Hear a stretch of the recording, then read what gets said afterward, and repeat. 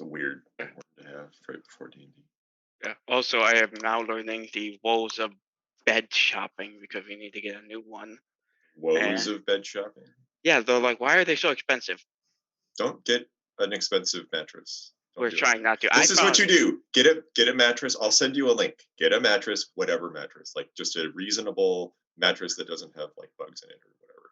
And then what you do is you get a like 3-inch memory foam pad. They're like $100 on Amazon. And like we got one, and it's like, I mean, we have a nice enough mattress, but it's like, I don't fucking care what's under me. This thing does the job. Like, so. Okay. Yeah. Just get a sweet ass memory foam mattress pad, and like whatever, like reasonable mattress. And that was $9,900 for the. $9,900. Yep. Yeah. No, but we're getting like we're upgrading to a bigger size at least, just because No, you're not going to share a single anymore.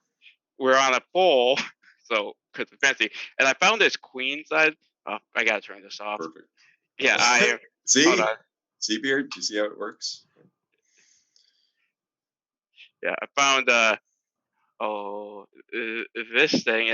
It's a bed-ish, sure. It comes out. Hold on, let me try to. Race car. What? Is it a race car? No, it's a cabinet that folds out into a queen size bed. Okay, that's just a Murphy bed. They're cool.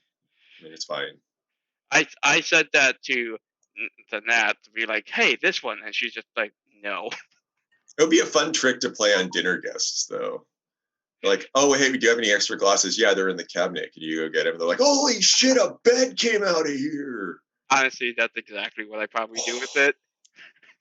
Yeah, we keep the spare wine glasses in our bedroom. If you could just go into the cabinet in there, we have a nice hutch. Just open it up.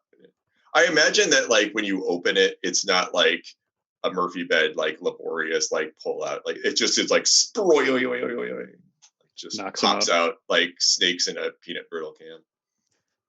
I just imagine Dan wondering what's taking his guest so long to come back with the revelation that it was a bed, never suspecting that his guest is unconscious, stretched out in said surprise bed.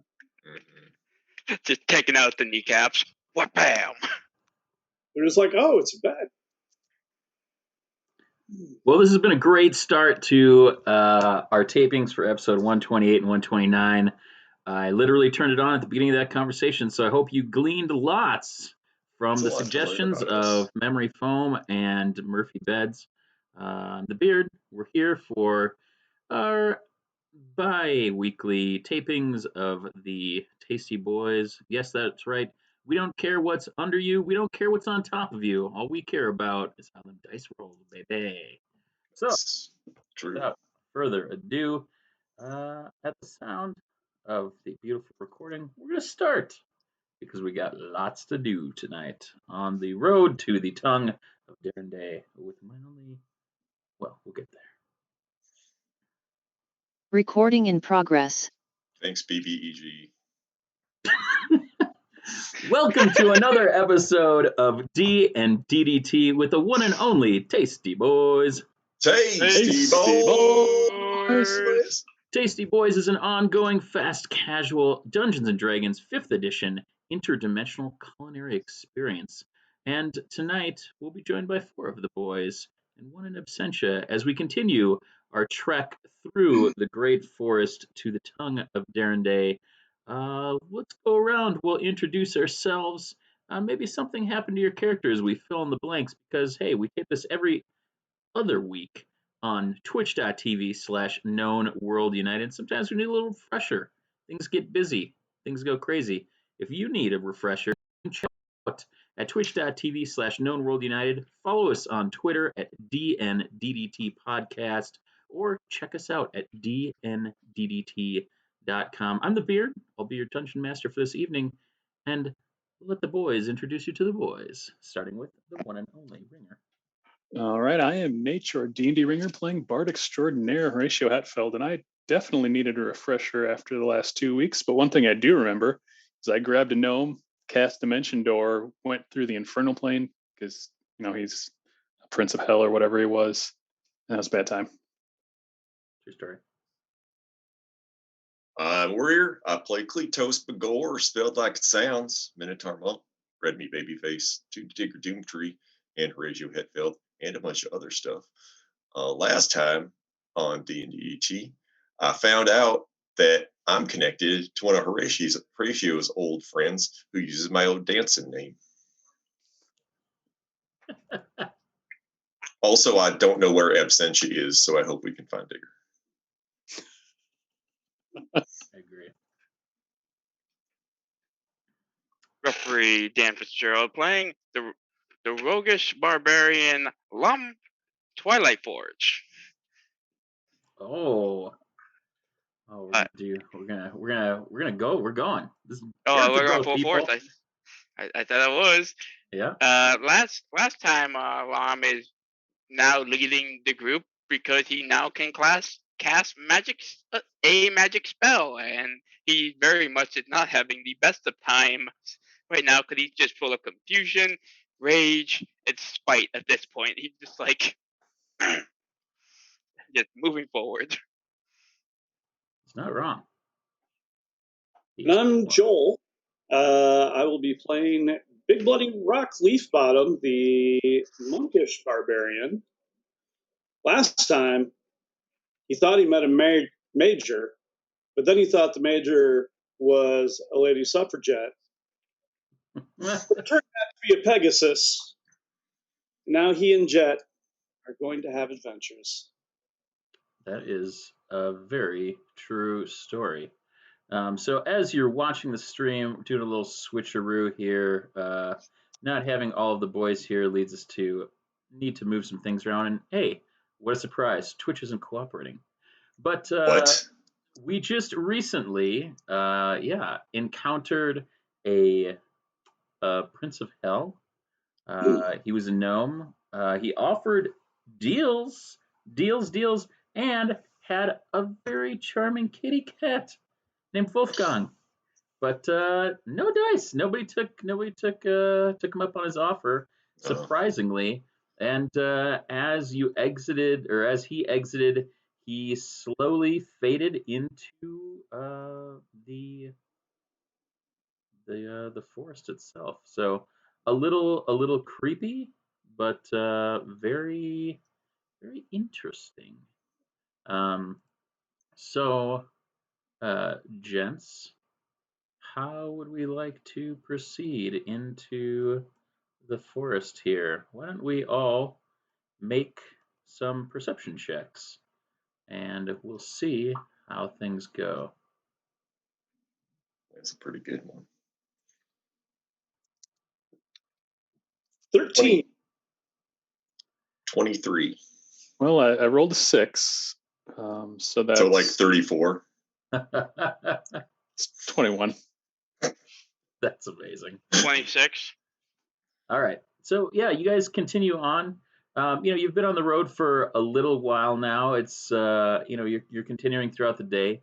You can make camp as you move along. You know that the forest itself is maybe not the safest of all places to be staying, but for the most part, you guys are on pretty good terms with the forest.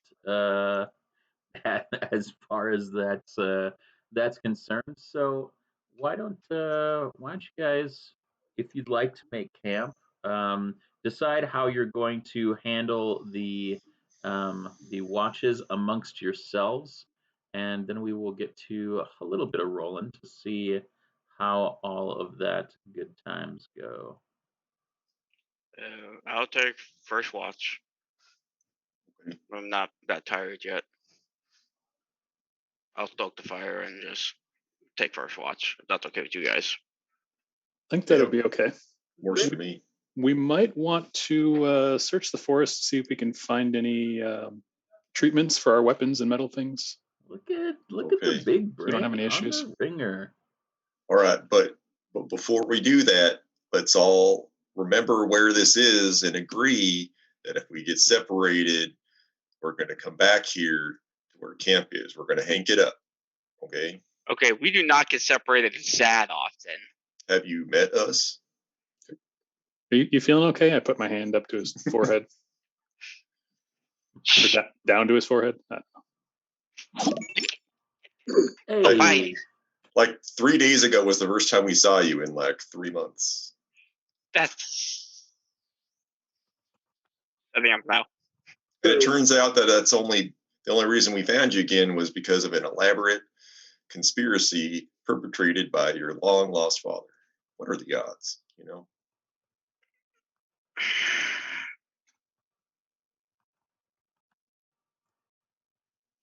all right. It's Daddy's design.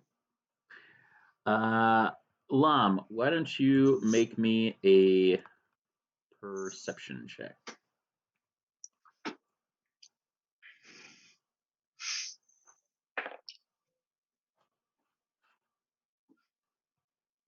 $21.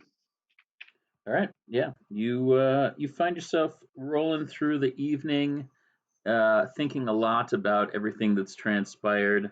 0 nosebleeds unless necessary. And you can pass it off to whoever is going to be next. Who am I waking up to go next? I'll take it. Okay. I shake Rock. Your turn. And then I go lay down. All right. So, Rock, I'd like you also to make a perception check. How's an 11? Oh, it's great. It's Oh, no. super duper good. Could you roll me a d12?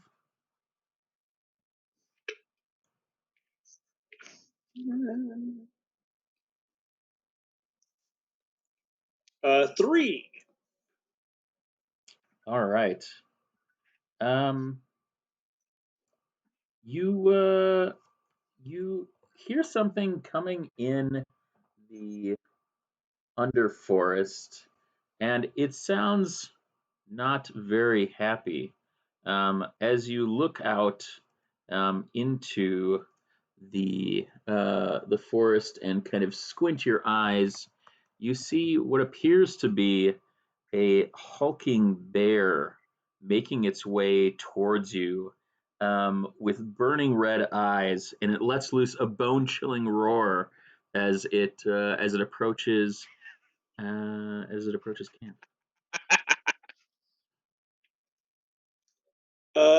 Well, if the bone-chilling roar did not wake people up, I will wake people up. Horatio, do your bones feel cold? They do. What was that? I sit up going, I just fell asleep. What did you do, Rock? Yeah, I woke you up. It's a really I woke you up. I love it. Brain no work. Go kill thing. All right. So, right, but don't choose violence. Well, everybody can make me a perception check. 19. 16. 23. 17. All right. What did you roll? Like -3.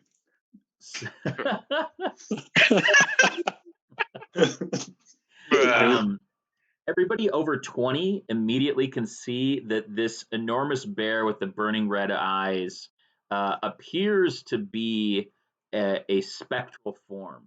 For those of you who rolled under a 20, you're not going to be able to realize that until it's actually in camp. So you won't realize that until after the first round of combat. Why is that a ghost bear?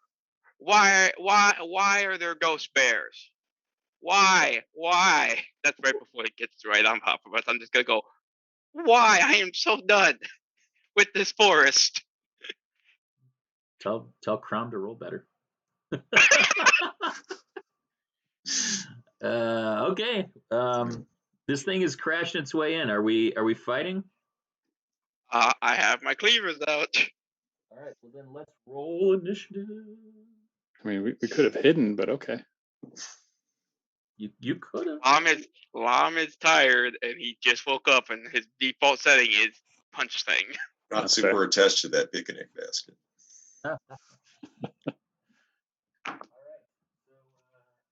Natural 20. Natural 20 on initiative. Lon, burning that dice. What'd you Warrior say? energy. Bringing that warrior energy. All right. Well, So nat 20-ish. what did What's yours the, end up being, Cletos? Sorry. 21. Mine Okay. be a 22. 23. So much faster 17. Okay. Ratio and 17 will be Chrome. And let's see where the spectral bear is. Meanwhile, Digger is asleep. than you. Tracks. Fair enough. All right. Spectral bear is going in the 9 slot. Ratio. The black spectral form of an enormous bear with burning red eyes lets loose a bone-chilling roar and comes crashing into camp. I will Ghost bear. Ghost Bear. Because why not? Yeah, I'm just gonna say that and cast Vicious Mockery. Okay. So that's Wisdom save. All right. What is vicious mockery? What's You unleash a string of insults laced with subtle enchantments at a creature you can see within range. It is a psychic attack. All right. Excellent. So Wisdom save. I mean, if Yep. it doesn't do anything, it doesn't do anything. 14. 14 does not save. All right. Just one shot it right now. Just one shot it. I mean, it's what are we at? 3d4. It's 11. Okay. 11 damage. All right. So, Lom, it's your turn. Cool. I am going to bum rush my way towards it and slash bonus action rage. Okay. Before I do that. Okay, so this should be. Oh gosh, what's my weapon bonus again? Oh wow. 24 to hit on the first strike. Yep, that hits. And for the second strike, 27 to hit. Yes. Okay, so that is 11 damage on the first hit. Okay.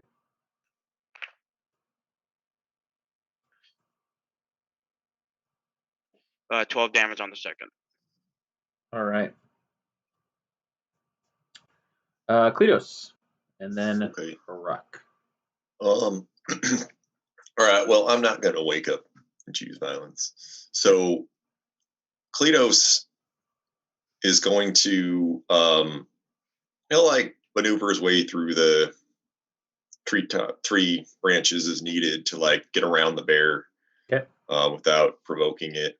And I want to see, because like, I don't know it's a ghost bear, but everyone was saying ghost bear. And it's got like glowing red eyes, which usually most of the bears I know don't have glowing red eyes. True. So I would like to check around to see if there's some sort of like force or entity that is maybe has summoned this or is controlling it or it's just messing with us, or whatever. Yeah, why don't you make me an Arcana check, or if you're looking for traces of kind of natural connection, you could probably use nature. All right. Depends on what you're looking for, I guess. That's cocked. That's not bad. My Arcana is terrible. That's a 15 on Arcana. You don't see kind of anyone kind of pulling the strings. You you know from kind of your experience in the kind of prime material plane that oftentimes spirits take Linger? on what's that? They linger? That's true. And they can be manifestations of people. They can be kind of totems. They can be kind of any other numbers of things. So you don't see anyone kind of conjuring this. So you imagine that it Okay. could be kind of a remnant I get like that. I get the sense that it's acting independently. Yes.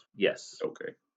You don't Then know why it's there given Mhm. kind of that, but yeah. all right. Still seems I don't really want to punch a bear. Cletos is going to see if he is pretty good at nature, so he's definitely like encountered bears before. So he wants Cletos is going to try the like well loved tried and true way of scaring off a bear, which is just go, "Hey bear!" Excellent. Yeah. Why don't you roll me a persuasion check? And he's like, I'm already really big, but I'm gonna try to be like, some bear. You're intimidating then. Yeah, it's Okay, intimidating. It's make me an like, "Hey intimidation bear!" check. And then they're like, "Oh shit, there's something here. I'm scared of it. Do it. I'm a bear." Intimidation is that's 17. Right. I rolled a 22, so this bear like looks over at you and now recognizes that the dwarf that attacked it full on is maybe not the biggest threat, but maybe the biggest threat is the biggest threat. That's probably true. And it pierces your soul with its burning red eyes. Oh, my soul. Yeah, watch out for that. You don't have resistance to piercing, do you? No, I don't. All right. I don't. Rock. Well, I think it's time for a well-known battle cry, which is, "It was Mr. Withersby all along." And with that cry, he launches in and attacks with his axe. All right. 24 to hit. Yep. For 10 points of damage. All right. And then I am going to follow up with a punch to its face. Hit. 21 to hit. Yep. For 12 points of damage. And as I land the punch, Rock is going to let off one of the charges of the Ring of the Ram. Oh, okay.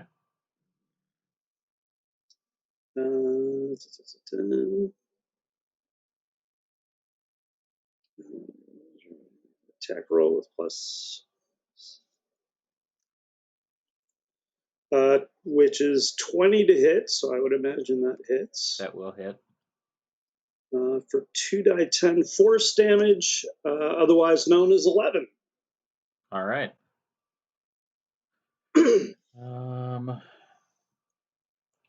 All right. So it's now kind of trying to decide whether Rock or Cletos is its greatest adversary, but Rock, since you are in combat with it, it is going to take its first hit at you. Actually, who else? Lam, you're also in combat with it, yeah? Yes, I'm right next to it. I cleaved it up a bit. All right. Well, it is going to use its baleful roar and let out a supernatural roar in a 30-foot cone. Nate, odds or evens? Let's go with evens. All right. It will also envelop Kletos then. I need each of you to make a wisdom saving throw. Joel, Dan, and Warrior. Hold on, I'm just checking something. Is this like fear? No, bear.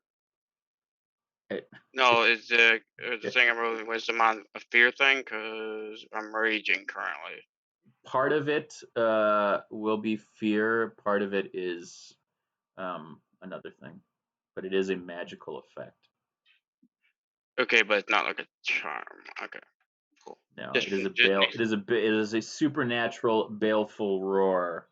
Okay, and okay, wisdom is Wisdom that. saving Okay, throw. okay, cool. It's an 18 for Kletos. Okay. Dirty 20 for me. Okay. 19. All right. So for everybody except Lam, you will be frightened till the end of your next turn, which means you'll need to use your next turn to run away from the spirit bear. All right, and then that is its turn. So we're back to the top. Horatio, and then Lam, and then Kletos, and then Crom. All right. So I am. Did it look like to Horatio that those attacks and his vicious mockery did damage to the ghost bear? While you were watching, well, make me a perception check. 27. So magical attacks, you realized had much more impact than non-magical attacks. You feel Okay. like some of those kind of pass through some of the spectral nature of it, and were not as effective. So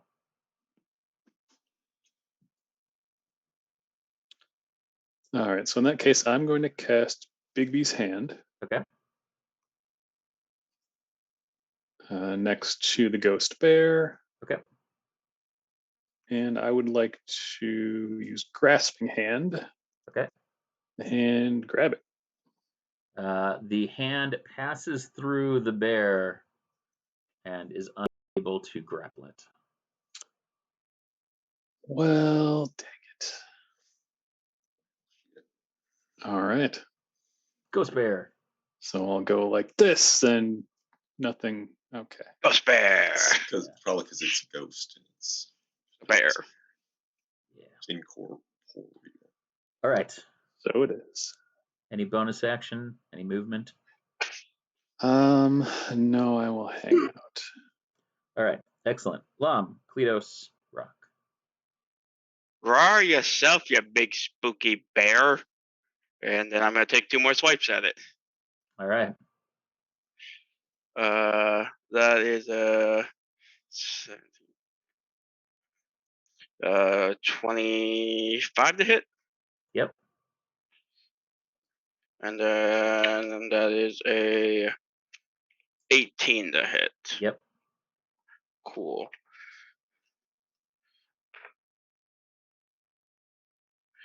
First damage is a little weak, so 8. Yep.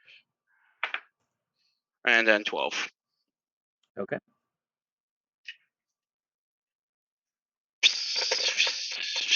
Any movement? I am staying right on it, and if it tries to move, I'm just going to be chasing after it and making ghost bear stakes. All right. Kletos, and then Rock. All right.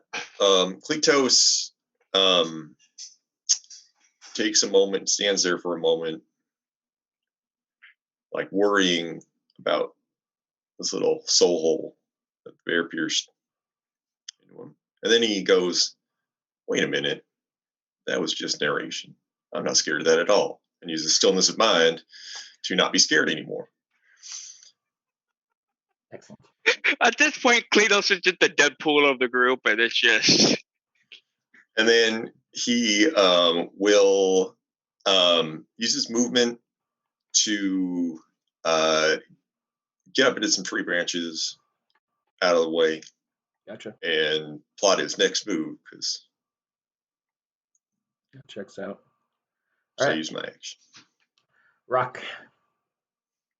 Rock is about to run away, and realizing that, he becomes very angry and goes into a rage. Okay. Nullifies the frightened effect. Okay. And now that he's pissed, he's going to attack it with his axe. Okay. 15 to hit. Yep. 13 points of damage. Okay. You follow up with a punch, 17 to hit. Yep. For 11 points of damage. Okay. And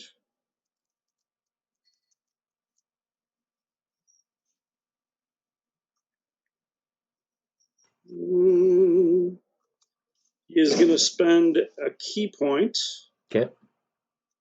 to do flurry of action, flurry of something. Blows. Blows. That's the one. All right. Critical hit on the first, and a 26 to hit on the second. Yep. Those are both hit. So the first.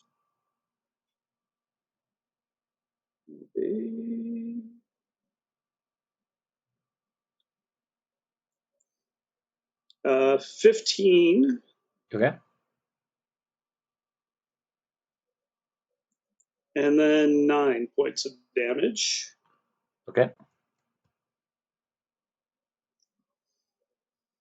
And that will end his turn. All right.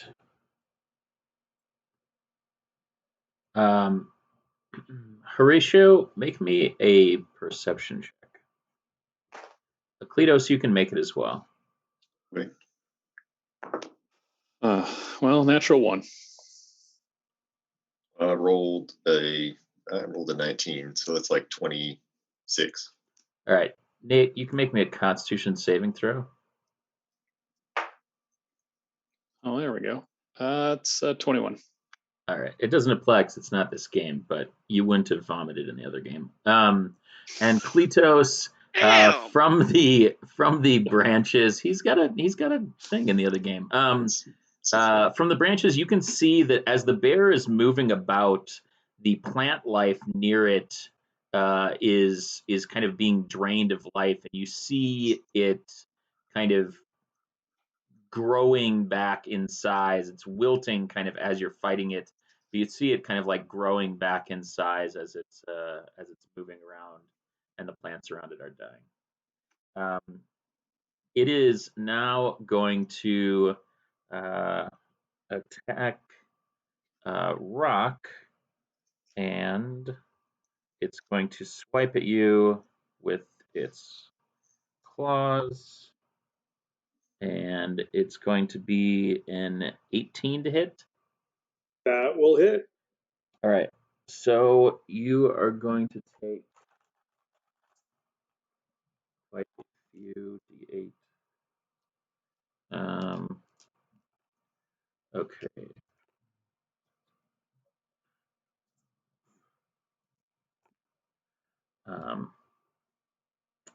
You're going to take 40 necrotic damage, and you need to succeed on a DC or a Constitution saving throw.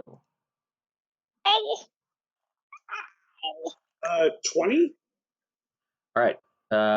Yes. So you're just going to take the 40 necrotic damage. It's just Fine. It's a casual 40. Barely no. Barely. I see what you did I there. gotcha. It's just a boo boo. Yeah. Do you have inspiration, Joel? I do not. Okay, good. All right, Horatio, you're back up. You're such a dick. Oh, no, that was perfect.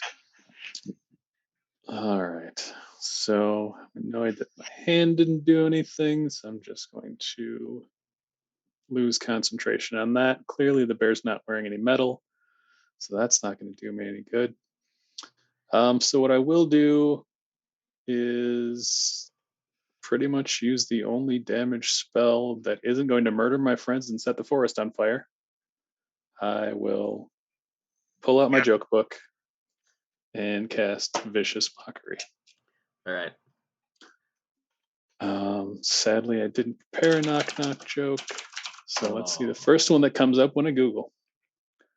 No, not the horror movie Knock Knock. Let's type in joke. Knock knock. Who's there? The horror movie Knock Knock. Knock knock. It's Baleful Oh, no roar. response. Tank. Baleful roar. You're welcome.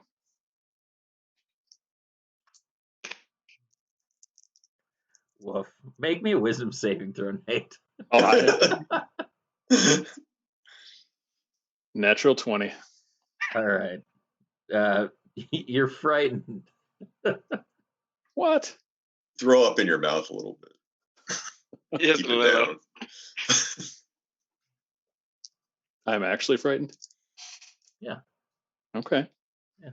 So you can run away. Does he take any damage? No.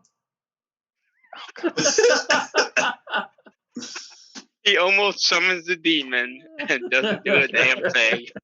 Well, that's some You bullshit. solicit a call and response from a wraith bear that has baleful roar. It's Oh, is might that still scare going you. on?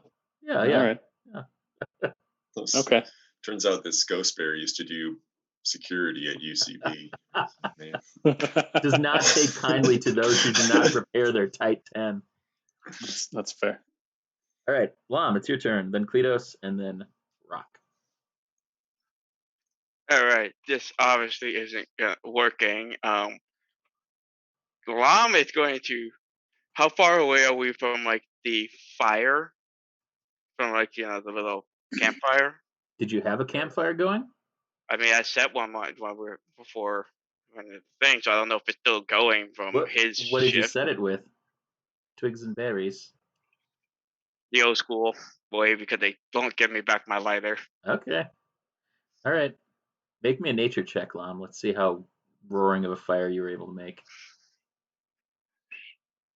Where is my nature? Well, it used to be a forest. That would be a 17. All right. You head back towards the fire. Well, if I was asking if the fire was still there, because I'm going to. Unless you guys put it out. Okay. We made s'mores probably.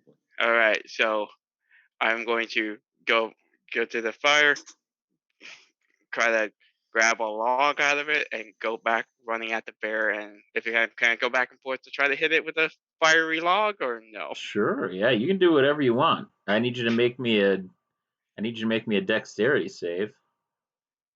Okay. Dexterity save. Dirty 20. All right. Yeah. Roll me 1d10. 5. All right. Take 5 fire damage. Ow. You got 10 digits, so figured a Fair d10 enough. was. Yeah.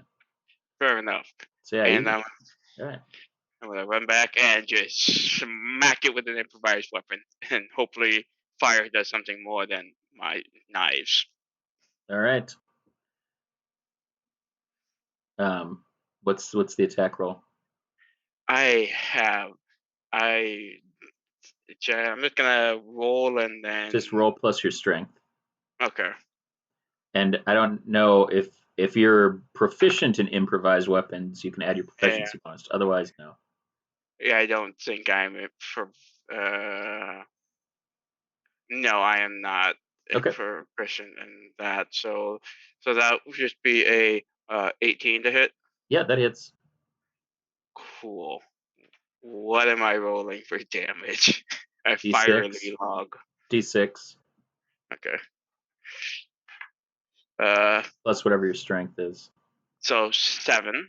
Okay.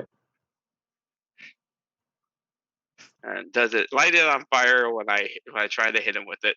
Does it seem to be anything more? No. It does not. Damn. You can make me a dexterity saving throw, though. Damn.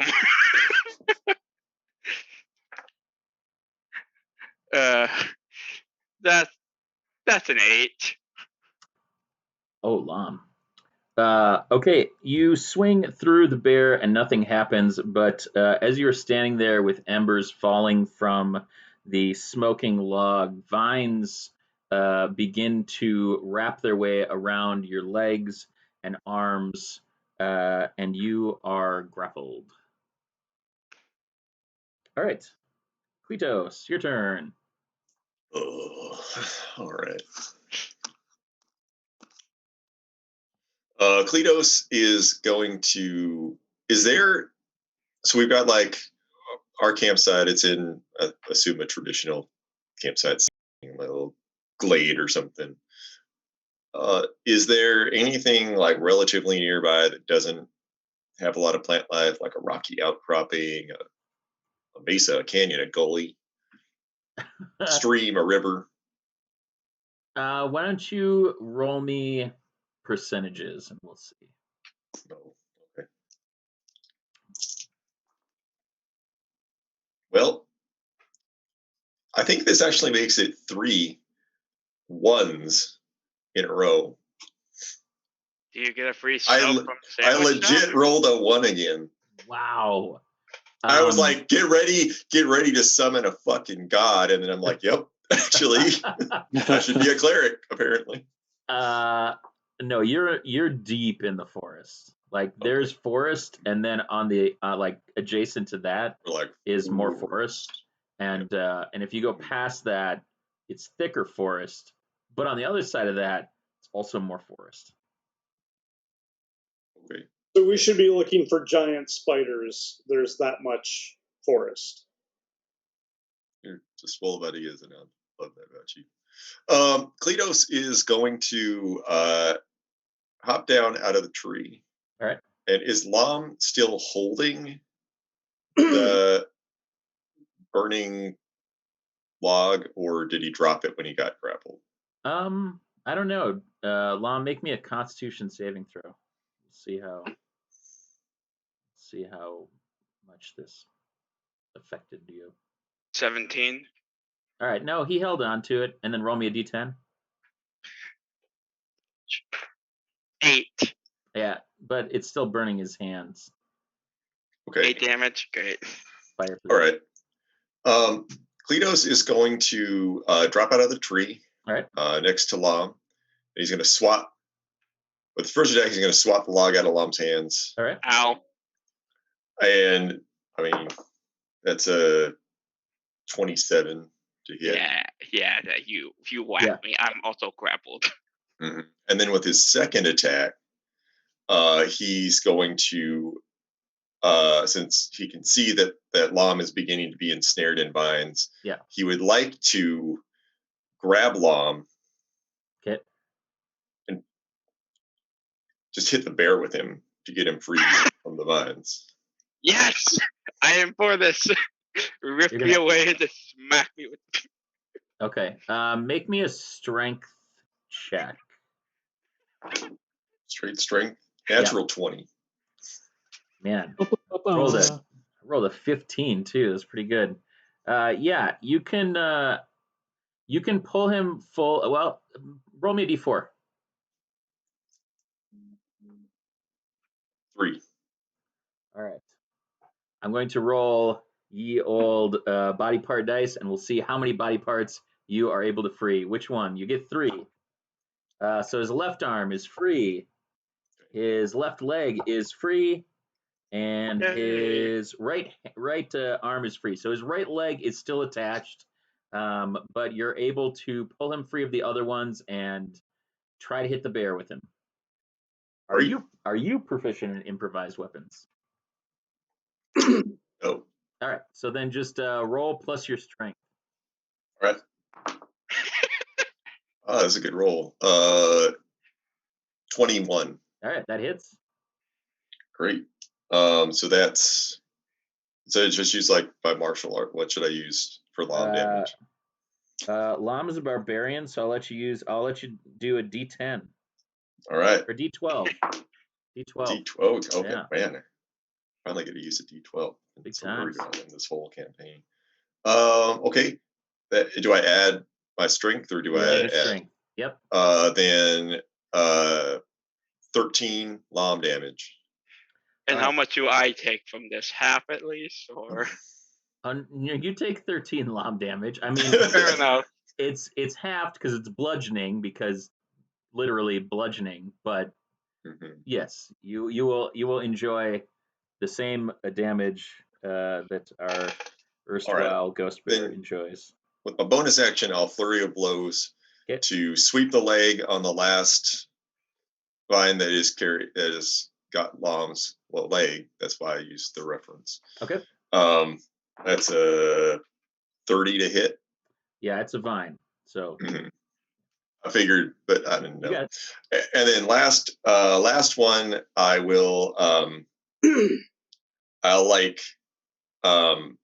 slide like it's a big bear, right? Like a big ghost bear. Yes, Pretty big ghost bear. It's very, very large. Great. Then I will slide through its legs. Yep. And pop up on the other side. And as I do so, I'm gonna just give him an attaboy and stunning strike. All right. That's 22 to hit. Yep, that hits. That's technically speaking, that's 9 Okay, magical Kletos damage. gotcha. And it's a con save of I think 15. Unks, man.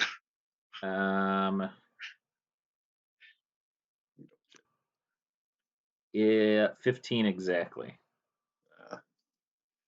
Piece of shit. Yeah, he's got good con, good dex, good strength. I figured not great intelligence. Figured the con was good. And then that's Kletos will call that turn. All right.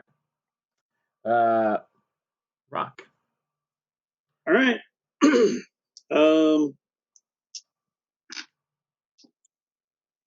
Axe, 12, which I'm going to guess makes up for my critical. Yep. Following it up with a kick, 18 to hit. Yes, that hits. And that'll be 9 points of damage. Okay. He is going to swing with the axe again, 22 to hit. That hits. Sweet. For 16 points of damage. Okay. Is he able to tell if his axe and punches and kicks are doing actual damage? They're doing damage. You get the sense that they're not doing the type of damage that Kletos is doing with his punches and kicks. Okay. And bombs. No, I'm just kidding. What'd you say, Kletos? I said and LOMs. And Punches wow. and kicks and LOMs. Yeah. But it is doing damage. Yeah, it's doing damage. Yeah. All right. Well, I don't know. Why don't you make me an intelligence check? Yeah. Okay. 18. Your clarity of mind says, you know what? I don't think that my fists and kicks are as magical as Kletos's yet, but one day they will be, and when they are, they will do that kind of damage. I will feel that warmth one day. Okay. Also, my dad is a dwarf. What? With that knowledge, Rock is going to do a Captain Kirk roll. Okay. Away from the bear to get a little spacing. Okay. And he is going to swap out his axe. Okay. For the tried and true Wanzuka. All right. Cool. All right, Horatio. Oh, just kidding. The bear gets to go. The bear is going to charge at you, Joel. because he doesn't like things pointed at him. And he is going to dirty 20. It'll hit. And Barely. that's going to be 9, 13, 25. Oh, 38 points of necrotic damage, and I need you to make me a Constitution saving throw. 25. All right. You just take the necrotic damage then. All right. Now, Horatio, please. So I'm frightened. You are. No, you were frightened on your turn. Oh, okay. So you would have moved away from him on your turn. That would have been your action, basically. Excellent. Or you would have used your movement part of your action to move away from him. So you are, whatever your max movement is away, you're that much further away. You're not frightened on this turn. Okay. So I will vicious mockery the bear again. Knock knock. No, I mean I learned my lesson from that. Aw, jokes. Yeah, not well. I mean, not a knock knock joke. I mean, You got another puns. joke? You gonna jokey joke? Let's do it. I mean, this situation is unbearable, or at least it should be. Ugh, the dice didn't like that. That's a 6. Oh, No one liked that. No, that's literally nothing. We are all stupider. Vicious ratio. It's you gotta. Let's all pause. All right, Lam. okay. It went over about as well as Rock's joke. The Question though, I have a quick question. Yeah. Since it was the Bears' turn, I wasn't sure if there would be any mention of it. So since the log is on the ground, Yes. has it burned away the sweet vegetation? That's a great question. Why don't you make me a perception check, Litos? I thought you were going to say percentages. And I was like, you piece of shit. Uh, Natural 20. That's 27. So out of the corner of your eye, while you're trying to kind of keep your focus on the bear, you see that the ground itself envelops the log that is burning, and you see it like extinguished and pulled back into the earth. So it's like respect. It's a little disappointed that it didn't work, but respect. Also, for your reputation score that we did, I think 3 or 4 episodes ago, Lam, you are going to lose 2 points on your score. Okay. So Fair. That's fair. fair. It happens. It's fair. It's fair. All right. Horatio has gone spectacularly. Mm-hmm. And that would make it Lam's turn again. Lam, you are being held by your ankles by Kletos Bagor. You are hanging upside down. I assume that he didn't like chuck you. No, I assumed he used you like a club. So yeah, no, he did. I put him down before I slid through the bear's legs. No, I'm okay being on the other side with you holding me like a weapon. I'm okay. I don't think he would have been able to run and slide and do all of the things. Yeah. I would have made him make checks. Yeah, fair enough. All right, so Dan, you've just bludgeoned yourself on a wraithful spirit. Did I feel like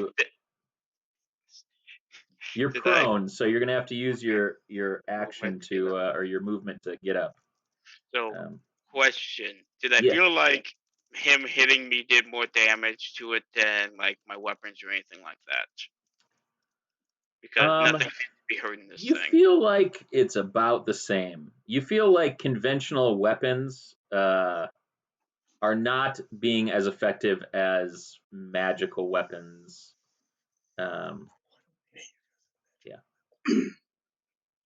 We really need a plan here, guys. Horatio, what's going on, buddy? and I'm gonna take 2 more slashes at him. Okay. Where are your weapons? I know I put one down, but I still had the other one on me. Okay. So All right. So you have one weapon then. I Whatever's have cleaver. Haha. one cleaver still 2 strikes. I totally thought that like while Lam was talking, like a little break in his speech, that Warrior was like, "Hey," like we're at the table, like whispering to each other. It felt like the most D&D that I've felt in like a very long time. Felt very good. Anyway, The first hit is a 19. yeah, that'll hit. Second strike is 7. What are you using? What are 25. you using for your second strike? Do you have 2 attacks? Yeah, I have 2 attacks Okay. for barbarian, so Gotcha. slash. Gotcha. So that is 25 for my Yep. second hit. All right, so both hit. 9 damage on the first. Okay. What are you hitting it with? My the cleaver, you gave me that stat of +2 hand axe, so Okay. All right. so that'll be in a 12 on my second. Okay. All right.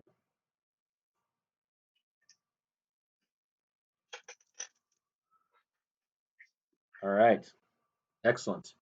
Kletos, Gore, Okay. and then Rock. Great. All right. Well, didn't like my plan, which I respect. So Kletos is going to punch the bear a couple times. He's going to punch him first he's going to punch him like between the shoulder blades, and then he's going to just just knuckles right to like the tailbone, because like that really sucks when your tailbone's messed up. So I figure it'll hurt his mobility a little bit. That's a 24 and a 26 to hit. Yep. I'm just going to roll damage. That is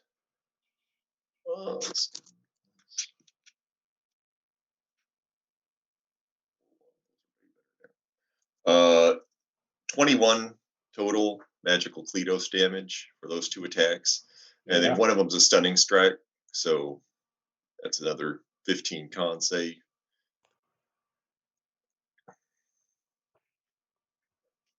Yes. Passed 17. That's fine. Then Kletos will flurry of blows. He's just going to go to town on the tailbone. He's like, this guy is going to be hurting tomorrow. And that's 18. Yep. And a lot more than 18. Yep. All right, that's 29 total Kletos damage for those 2 attacks. Wowie. And then another stunning strike. Why not? I'm going to rest. Yeah. All right.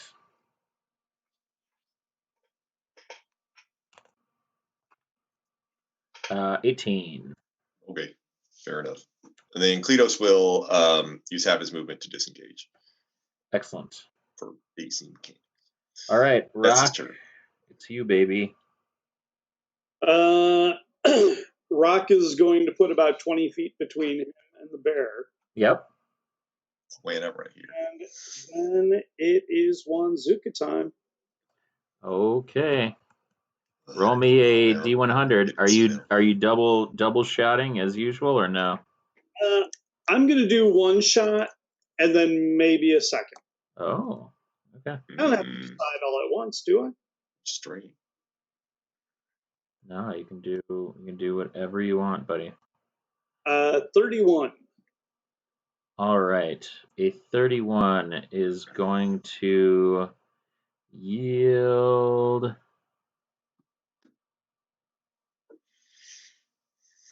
your eyes turn a deep red and glow with a dim light.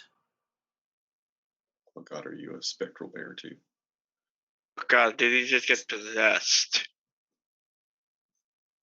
You've cursed yourself. Fuck me.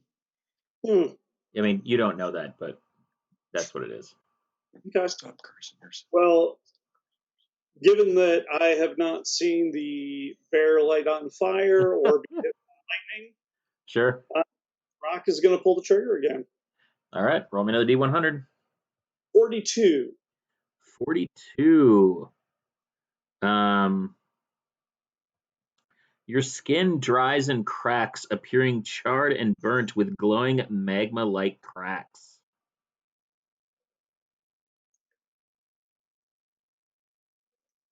All right. Rock is going to switch back to the axe Okay. and end my turn. All right.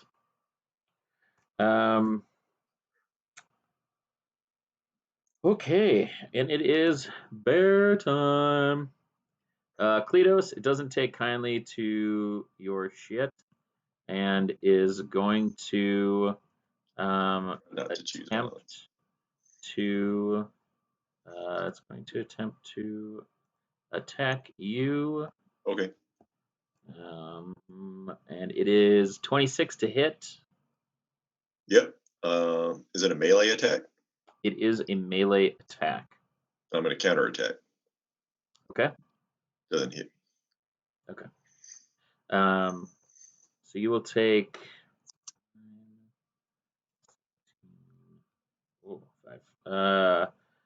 22 necrotic damage, and I need you to make me a Constitution saving throw. Okay. That's a 19. All right. Excellent.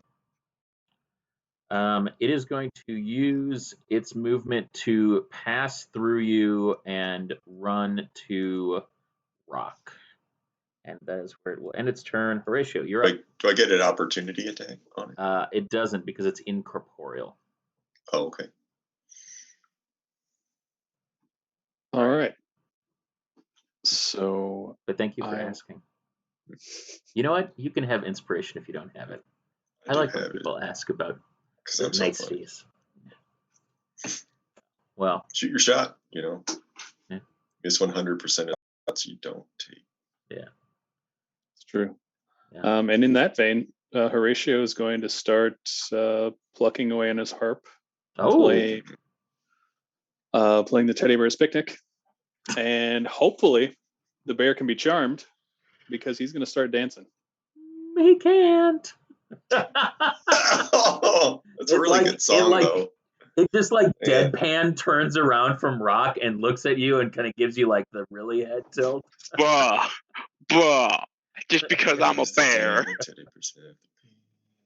That's specious. Yeah. It's a good song. Yeah, it's a banger for sure. It's got a good beat. You can dance to it. The spectral bear is not having it. Yeah. I'm gonna be real, and I'm just going off the name of it. I've never actually heard this song. What? I'm also like a quarter of all your guys' ages, so. Bro, it's timeless classic. All right, it's Mom's turn. Unless Horatio, you got anything else? Well, that's it for me this turn. Sorry, buddy. That's all right. Yeah, they call it timeless because kids usually sing it, and none of them can keep 4/4. Woof. That was a good joke. That was a good joke. It was a joke. It was better than the knock knock joke. I'll say that. But in the context of this evening, it's top tier. All right, Lom, it's your turn. Thank Cletos. Question: what is my dad doing? Are you asking me that in game right now? I'm asking just that did he wake up with all of us, or is he doing something else? No, he's doing something else. Your dad did not come on this. He didn't come with us. He's in search of the other shark. He was like, it was really lovely seeing you again. I'm glad we got to catch up. I have other tasks to do, and you were like, "Fuck off, Dad." That's and right. Then we left. All right, that's right. I remember. He's buying snow shovels in Wisconsin. Yeah. Anyway, chop with the cleaver. Okay. 2 strikes, because that's all I can do. Just whittle this thing down.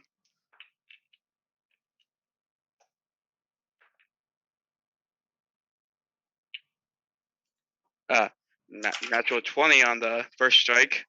All right.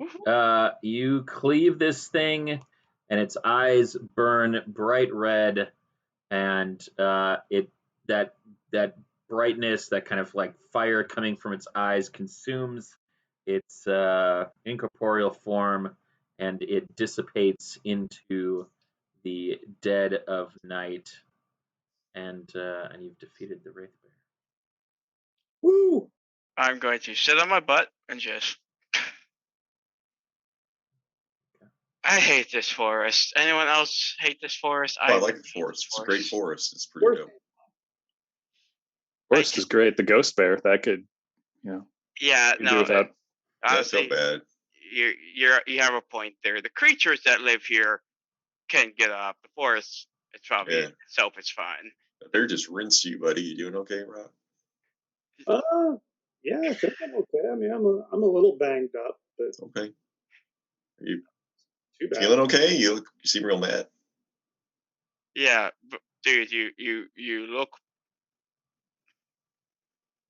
Also, your eyes are red. Yeah. And you need to exfoliate like really bad. Yeah, dude, you're not looking the healthiest right now. Horatio, do you know what's? I know he was. Were you using the Wanzuka again? We were there, yeah. We saw it. Yeah, we did. Well, Lam was in melee. Lam was not paying much attention to. Lam had context clues. He's like, "Were you using the Wanzuka again?" Rock, do you mind if I cast a spell on you? It's probably fine. All right. So I'm gonna put a hand. Are you gonna tell me another joke? No, I'm done with those for today. Okay, then yeah. So I will put a hand on Rock's shoulder and cast Greater Restoration. Greater Restoration. Does Greater Restoration remove curses? It should. Let's see. One curse, including the target's attunement to a cursed magic item. Okay, well then, Joel, I'd like you to roll me a d4. Wait, did he put 2 on himself? That would be a 3, James. Your eyes stop glowing, but your skin, it's still cracky and magma-y. You are looking very much like a rock, my friend. Okay. And yes, Lam, he did actually roll 2 curses. Oh my god! He's just that good. What was the one with the red eyes? The red eyes was it's just like a generic curse that it's pretty harmless. It's just like makes your eyes glow with that red, but basically everybody can see that. And then the second one is it just basically turns your skin into basically kind of like a volcanic magma rock with kind of magma looking cracks in between the rocky faces. So it's class at all? What's that? Does it improve my armor class at all? No. Absolutely not. Absolutely. Can I cast even greater restoration? Which I'm going to call it that because I have to use a 7th level spell to get rid of it. You're going to use your 7th level spell? Well, yes, I mean, absolutely. We're gonna sleep after this. Are you? I hope so. Otherwise, I'm really in trouble. We'll see how you roll. Yeah, absolutely. You can take it away. All right. Oh God. All right, Rock. You are back to your normal rocky self. Sans Rock. Oh, you're still looking rough though. We won't get interrupted again. We can get some sleep. Yeah. So who's? I feel pretty good. I'll take watch. I already slept. All right. Sounds good. Cletus, you can make me perception check. 23. All right. And that should, if you're doing 2-hour shifts, if there's 4 of you, who hasn't taken watch yet? Horatio? That'd be me. All right. Please roll a perception check. That is 28. Yeah, all right, that passes. The rest of the evening passes without incident. You're all able to take a long rest and regain your composure. I think full day has passed as you've been going along. It's about a 3-day journey to the tongue, from what you know. Yeah, if you guys want to share anything in the morning, that's fine. Otherwise, you can scuttle camp and make your way out. While we're scuttling camp, I'm going to take some of the oil that Horatio gave me and treat my cleavers All right. a little bit more. And how much do we find last night before we rested? I don't know. You guys didn't roll for it. Well, all right. Nature, right? Nature, It's please. nature. That is 12. You found nothing, Nate. Yeah. 18. Cletus, you're able to find one treatment. Okay. I'll give it to Horatio so he feels better about his foraging abilities. Yeah. Also, I don't have anything that needs to be treated, so. Rock is going to treat his shield. Okay. Yeah, treat yourself. All right. While everyone else is doing that, Cletus would just oil himself up a little bit just to get a little more luster. That's good. All right. Lam is going to stand there. He's like, I don't really know how this magic works, and I'm just gonna go clairvoyance. Okay. All right. Yeah. You cast clairvoyance. So you are going to be able to. What was the boost? I think it was. Do not remember. Okay. It's like doubles the duration, and he doesn't have to use components or something. Yeah. So this is it. Basically is going to give you 20 minutes at a time. So this will like kind of point you to the direction. What you need to do then is you kind of focus in on it and concentrate, and you're able to kind of very clearly, kind of invisibly, kind of pull. And unlike that kind of like wrenching that kind of pulled you previously, this is a different kind of pull. This is really, it feels positive. It makes you feel, oh, hello, puppy. It's more of a gentle nudge versus you're getting away from your task. Yeah, no, this is definitely a positive feeling. You're definitely kind of pulled in a way that almost feels like you're being invited. So you guys can head out with Lam leading the way. And what I'd like everybody to do is to roll me perception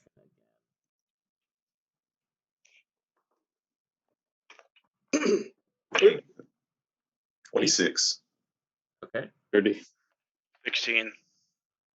All right. Half a day passes. You're able to move through the forest unabated. Lam, you can cast clairvoyance again. Yeah, clairvoyance. Yeah, and you're able to kind of course correct towards the tongue. Everybody can make me a perception check again. Natural 20. 16. 26. 21. 35. Okay, yeah, you're able to make it through the second half of the day fairly well. Nate, you're even able to find a couple more treatments of oil. Sweet. All right, and then you're able to make camp again, and you can go through and decide who is going to be taking watches again. I'll do first watch. All right. Wait, Jet's going to help out this time. What's that? Jet is going to help out while I'm on watch. I was wondering what Jet was up to. Okay. Yeah. Well, then in that case, you can make it at advantage. Woohoo.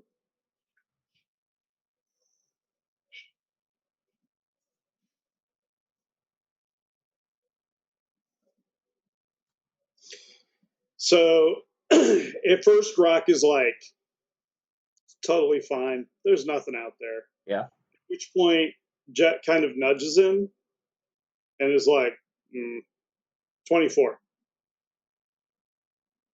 Yeah, you're able to kind of see some things kind of moving out there, but nothing that you feel is incredibly threatening. Second watch. I'll go. Okay. All right, Lam and Horatio, you both wake up at the same time. You both say you're going to do watch, and then you sit there together. So you can each roll, and we'll take the highest.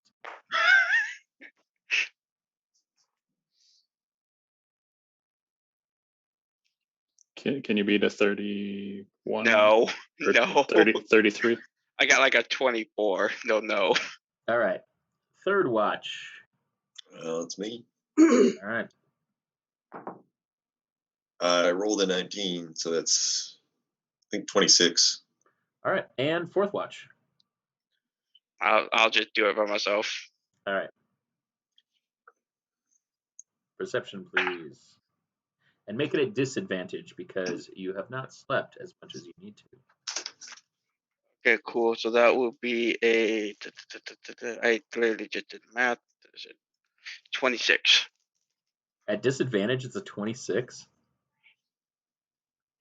Yeah, I rolled an 18. Holy shit. Okay. All right. Through night 2 on the way to the tongue of Darren Day. We are back for the third day of travel. Lam, clairvoyance, will point you in the direction, and you are pulled deeper and deeper into the forest. Why don't everybody make me perception checks? 16? 18. 30, 30. 20. 30. You know, Can- you really so- screw up the logarithm there, buddy. Well, I've got a plus 13, and then I got a plus 2 for my forest sense things. So Yeah. All right. Can Yeah. I also roll nature to try to find stuff to oil? Yeah. Yep. Absolutely. yeah, I'm gonna do that too. Can I Oof. Sorry, what did you say, Lam? can I ask if folks I still don't know what plant we're looking for, so I can try to look for myself as well? I'll show you, Mom. Okay. I just like looking for it. So Okay. All right. So, Kletos, you and Lam can make one check. You can roll it. We'll take the better. No, you each make one, and we'll take the better of the two.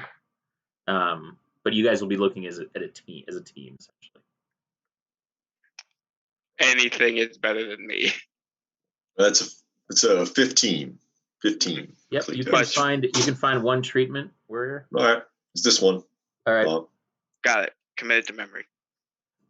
I trust Horatio. that.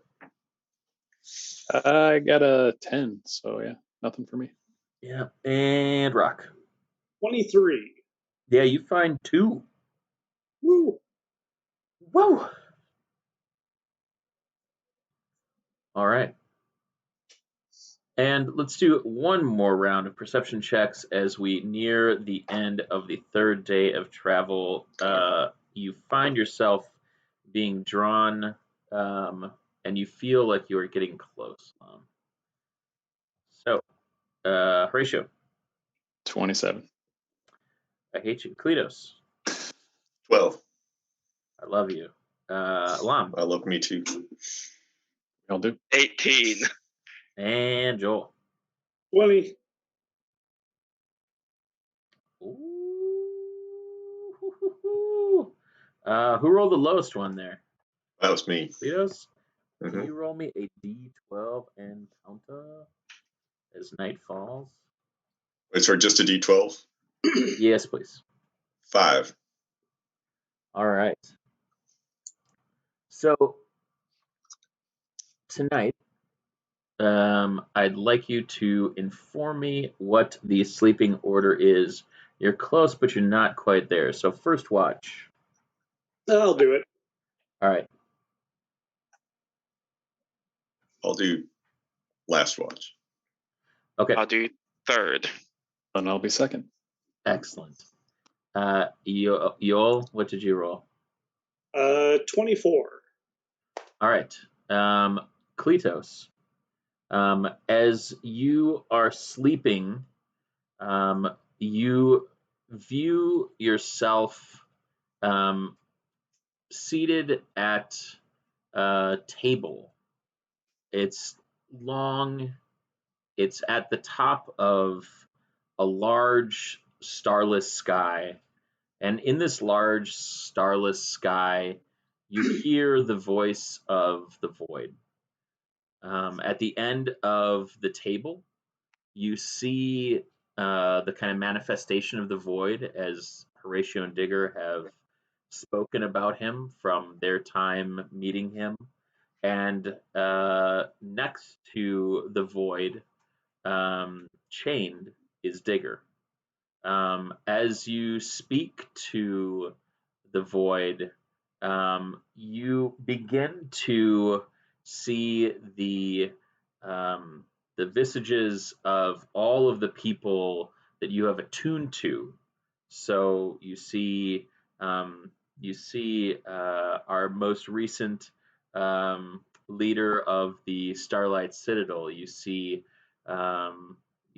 all of your other compatriots from the last few years, and you see Lus. All of these people kind of are brought to this table, and as these people appear and are brought together, you see the chains that are shackled to Digger's arms and legs, neck, and tail slowly fall off one by one. And as you do it, you begin to hear the kind of scream of the void, this kind of emptiness that fills you with such apathy and frustration, the kind of warmth that you feel as you are embracing the kind of life energy within you begins to crumble. And one by one, you see these visages fade away until you look down and you see your hands beginning to fade from this plane of existence, and you see Digger, his shackles return until you wake up out of your sleep. I need you to make me a charisma saving throw. Okay. That's a good roll. Charisma 23. You wake in a sweat, haunted by your dreams, but quickly doze back off as though it were a bad dream. Second watch, Horatio. All right, I rolled a 20. All right, you're doing well. Rock, as you sleep, you find yourself on the field of battle, and what a glorious field of battle it is. Beside you, the man who has identified himself as your father. Behind you, your mother cheering you on and telling you how proud that she is of you. That's my boy.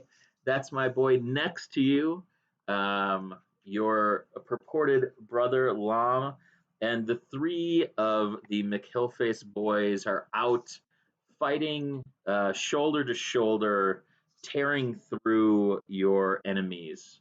As you reach the encampment and barrel over the ramparts, the three of you slice and cleave your way through in what can only be described as a bloodbath. Your steel is sharp, your anger is righteous, the dog that is on my chest is lovely, and you feel the kind of complete release from your rage. In this moment, you are in a euphoric place that lets you know that the battle that you are fighting is righteous. The violence that you have decided to visit upon your enemies as you woke this morning is prudent, and your family is once again whole. As you tear through to the throne room of your enemy, you find yourself uh, three abreast, kicking open the door. And as you charge forth into the hall, you look to your left and right and see that both your father and brother have been riddled with arrows from unseen archers and fall to their knees.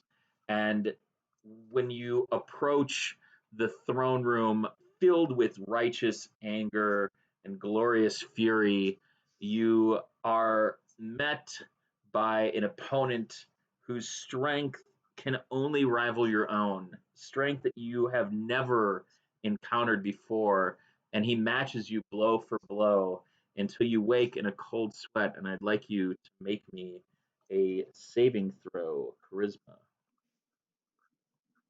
For what? Charisma, please. Charisma.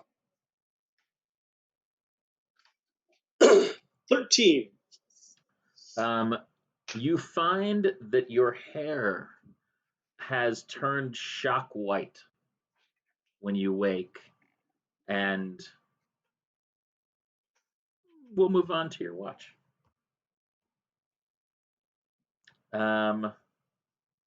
So if you could make me a perception check, that would be great. All right.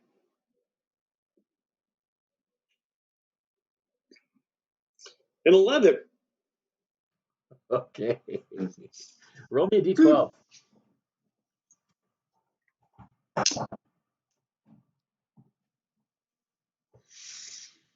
It'd be a 2.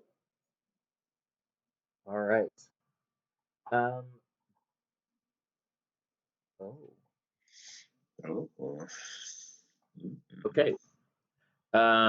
You watch unaware of anyone approaching, but this has rocked you to your core, and you spend the rest of your watch feeling unsure of everything that you kind of really held dear. That in the kind of moment of your glory, you felt that you would be triumphant, but in this moment, you feel shaken from that assurance.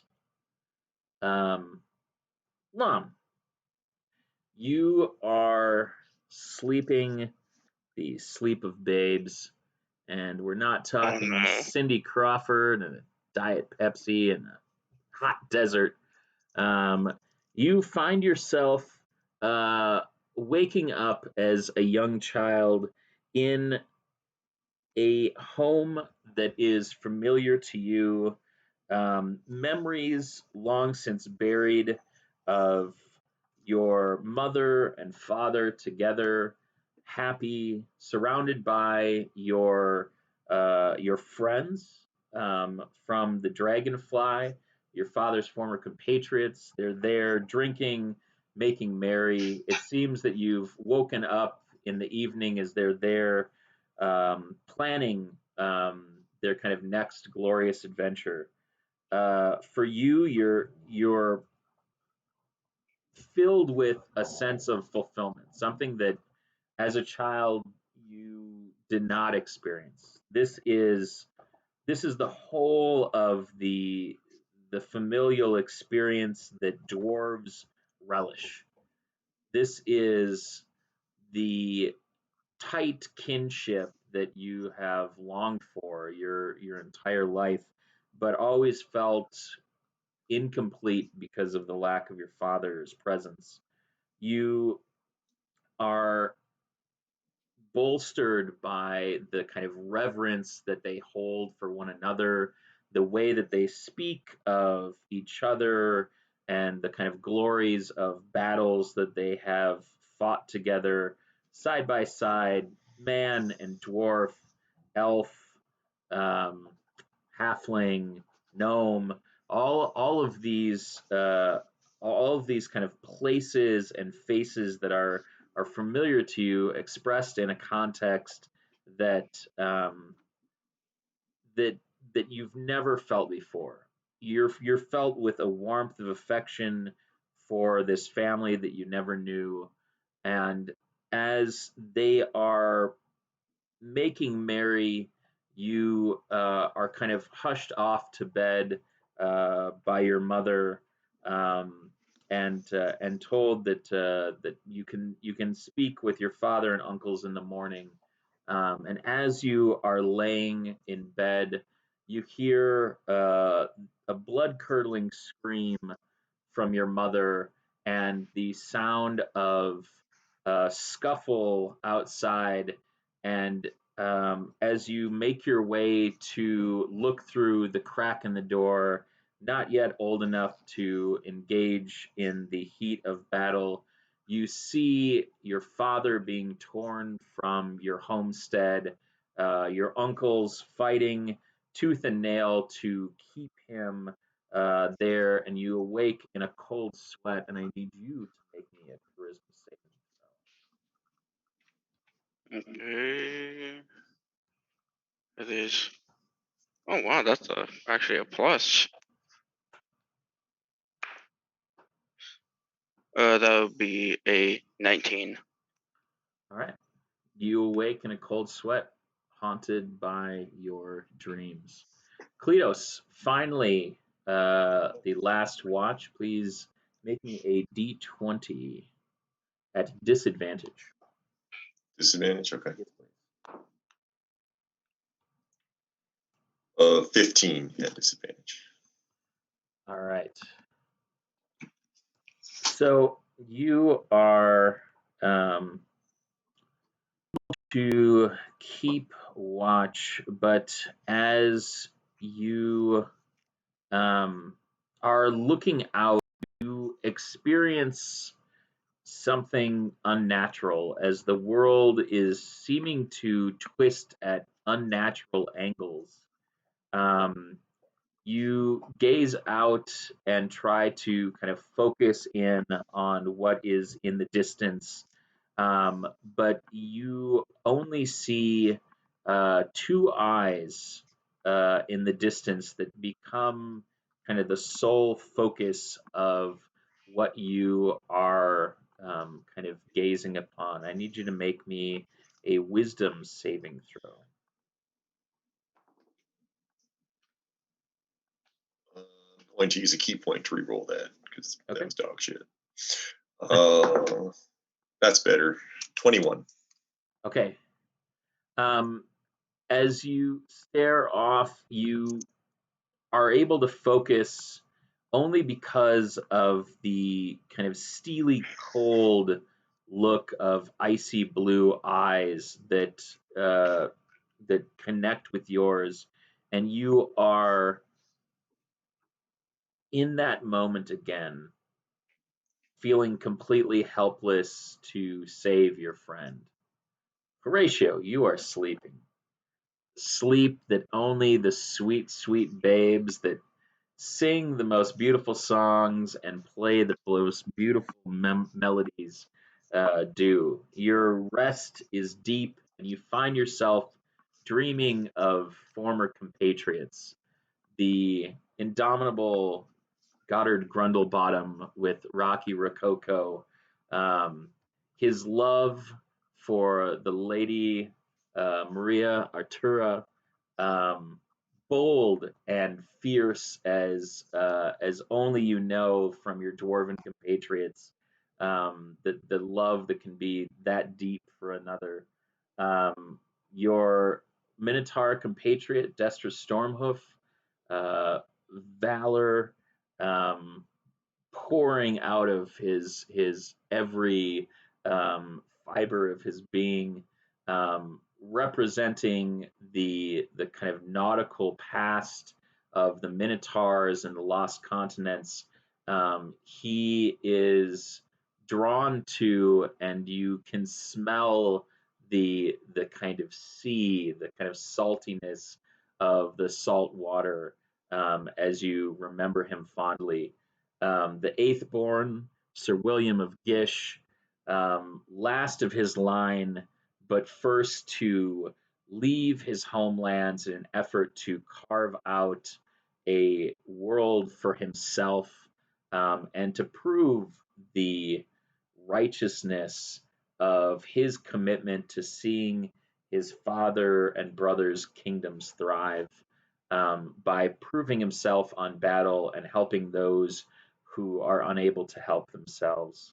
Chi Chi, the rat folk wizard, who time and time again, though small in stature, was able to rescue both yourself and the rest of your compatriots from certain doom through the powerful magics that belied his stature, and finally, your good, boisterous human fighting friend, who, though he oftentimes got you into trouble, was able to um, always find the best in a situation and lead, though it often led to fisticuffs. Mad Jack Connolly is remembered fondly for his love of drink and distaste for roaming the steppes of the hobgoblins and orcs. You remember your time fondly in the space and life that you had before you exited poor Trevor's body and burst forth into this land to find a new family. But in the back of your head, you see the same tower that Cleto saw, the citadel of Yilmaz the Undying, he who would be the void. And you see all of these memories fade, and one by one, your compatriots finding themselves at the tower up against the same unyielding dark magics of um, the forgotten Yilmaz. And as you find each of them scaling the citadel to once again attempt to end the reign of Yilmaz, you find yourself pulled through by magics unbeknownst to you from the world that was into the world that you now inhabit, bursting forth in a flurry of lightning from the beast of a giant worm, and you also wake, and I need you to make me a charisma saving throw. That's 24.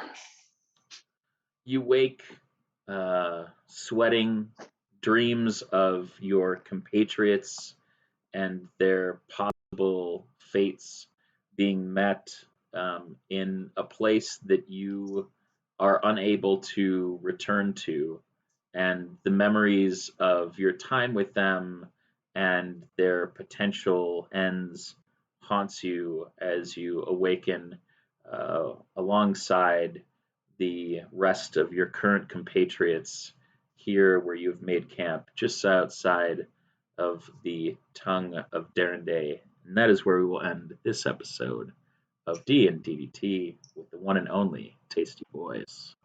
Tasty Tasty boys. Interdimensional. All right. Thank Recording you. stopped. Oh. Thank you all for watching episode 128. We're going to take a short break. We'll be back for the second episode right after this, episode 129 of D and D T. We'll see you soon.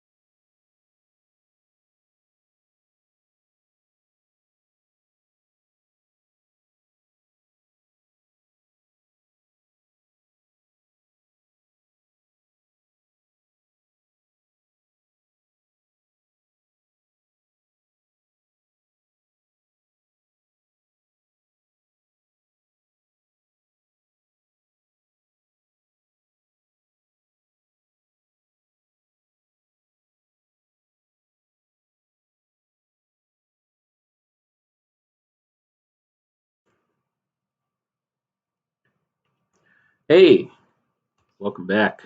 So, No diatribe about mattresses this go round, or they're lost. will there be?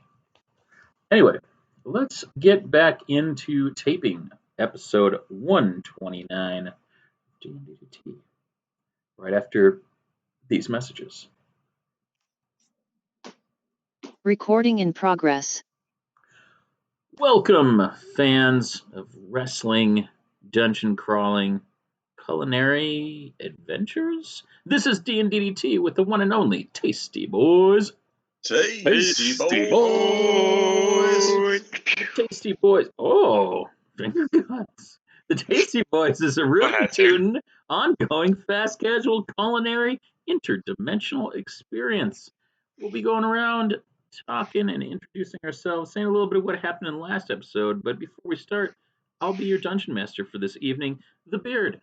From Field Turn Radio, you can check us out here every other week, taping episodes live on twitch.tv/known world united, and catch the podcast at dndt.com, spelled out DNDDT, or you can follow us on Twitter at DNDDT podcast.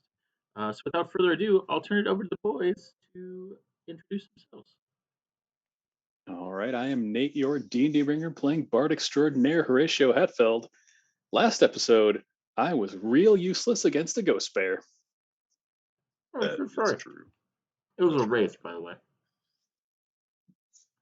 Wreath bear. Extra spooky. Tracks. Warrior. I play Cletos Begor, spelled like it sounds. Minotaur Monk, Red Me Babyface, Tune Digger Doomtree, Man Ratio Hetfield, and a bunch of other stuff. Last time on D&DDT, I punched a wraith bear in the butt. Tailbone. I mean, I figure I got like a little bit of meat too, you know. I was never told directly the gluteus maximus, so I have like a big fist. I mean, you can't just. Yeah, you can't put a fist that near an anus and not hit. Speaking of, referee Dan Fitch. Took that somewhere where I didn't intend for it. Oh, What the hell? well, we were talking about mattresses. I don't know what's going on. Yeah, I don't know. Referee Dan Fitzgerald playing the illustrious Lam Twilight Forge, roguish barbarian, swifty little thief. Last time I got thrown against that said bear like a mace, and it didn't do much more damage than conventional weapons, which kind of made me sad just a little bit. Yeah. I think it would have been funny to let Kletos just beat the thing to death using me.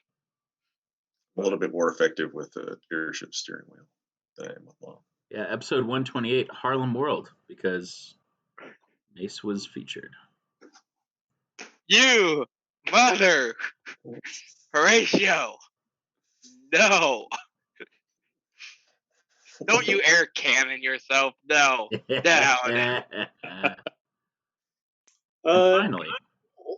Playing Big Bloody Rock Leaf Bottom, the halfling barbarian turned monk, last time on D&DT, Rock underwent puberty.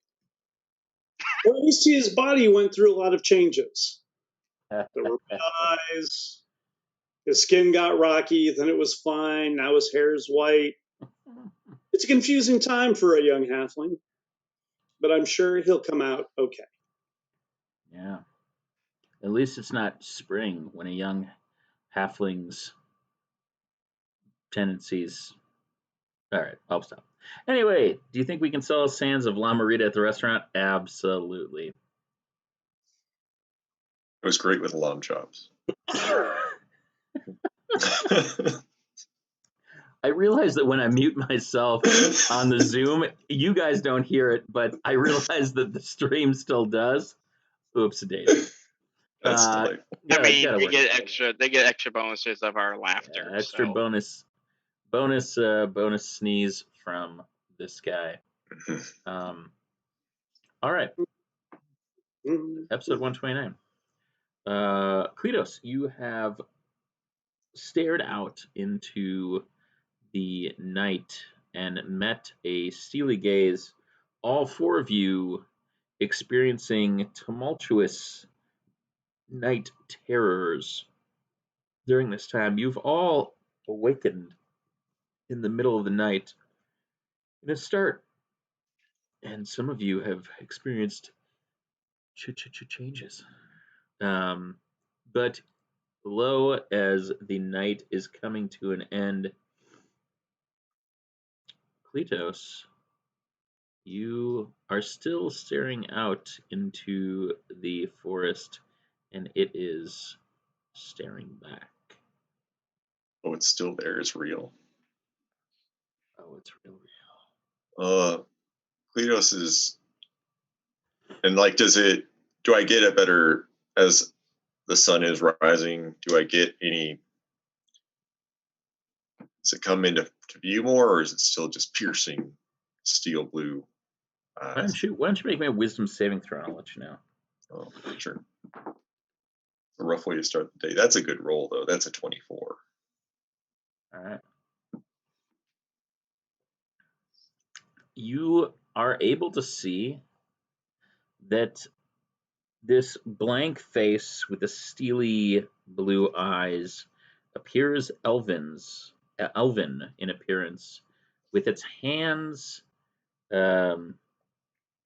fingernails, almost like talons, kind of clawing out like that of a hawk. While its mouth is closed, you see this kind of featureless face, save for rows of deep wrinkles. But as you lock eyes with it once again, as your compatriots are stirring from their sleep, it opens its mouth, and in a large smile, it reveals long needle-like teeth surrounding a single massive eye. You hate to see it. Oh, good morning to that. Huh. I mean, is it just staring back? Is it doing anything? No, it's just standing there. Dressed in fine clothing, it appears to be well dressed. It has a hooded cloak surrounding its head. And yeah, it's staring right at you. And the eyes in its mouth. The eye is in its mouth. When it has its mouth opened, there is a singular eye with the same steely blue gaze.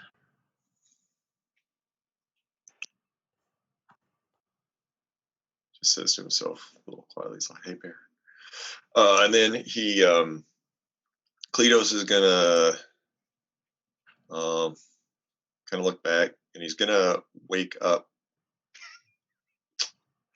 Horatio. I'm like, "Hey, buddy. What's going on?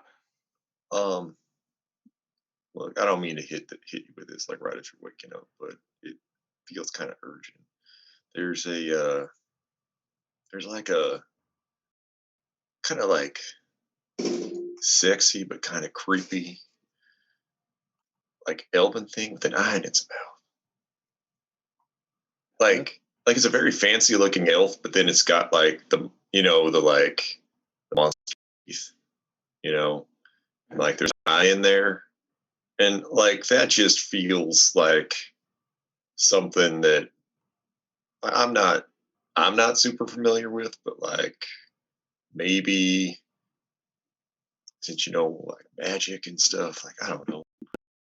No, you just felt like something I might be able to address without violence. So, good morning, Horatio. Why don't you make me a wisdom saving throw? Oh, geez. After the dream I had, that sounds like we're gonna have a day. Damn, 9. You hear the word approach. And as it rings in your ear, it takes on the cold cadence of Yilmaz, and you are pulled past Kletos and begin to walk out of your encampment towards this trio of steely blue eyes. This is going to restrain Horatio. All right. Because he's walking off like creepy like he's Oh yeah. like we're just like talking and then he's just like yeah. Yeah, He's real. No, we're not Real playing creepy that. town.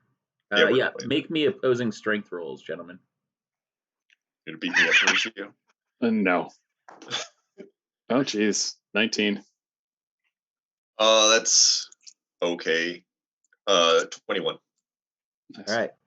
Yeah, you struggle a bit, but you basically just do the like pick him up by the shoulders and like let him continue walking. And My then feet are I, just like, going. turn him around. You're just like continuing to like, pick him up and put him back. hold Just him like- there until you just kind of like hold him while he is walking there. Yeah, he's doing that like he's like Horatio, be cool. Like, Yeah. but like so but he's trying to make like, and then he just like looks back at the creepy dude. Yep. And he does the like he does it, but like with 3 fingers. He's like, Make me a wisdom saving throw, Kletos Gore. Crap. 19. You let me see here. All right. You hear a cold. Think of all of the times that Diggers lied to you. In that voice of persuasion that has so often lulled you, you hear a single word, release. But as you kind of shake it off, you realize that this creature is attempting to enchant you.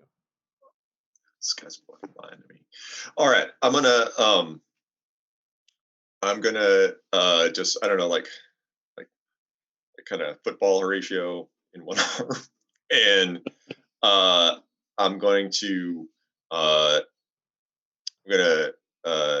like I'm gonna wake up Lam and I'm gonna wake up Rock, and I'm just gonna be like, hey, don't look over there, and then he covers Rock's eyes with his hand. Why? I'm just deadpanning, staring at Kletos. Why? There's a creepy but kind of sexy, but mostly creepy elven thing over there with an eye in its mouth and like monster teeth, and I'm pretty sure it spelled Horatio. That's why it's supposed to walk over there. But I was like, no, we're not doing that. And so, anyway, did you bleach your hair? What? What? Why is your? We'll get to why his hair is white in a minute because I'm just as confused. But what is going on right now? Look, if you look at it, it's gonna mess you up. Okay, so it's gonna try enchant my It's brain. it's gonna do something to your brain. Magic, cool. I hate this. Yeah, we don't have the space for that in our brains. Cool.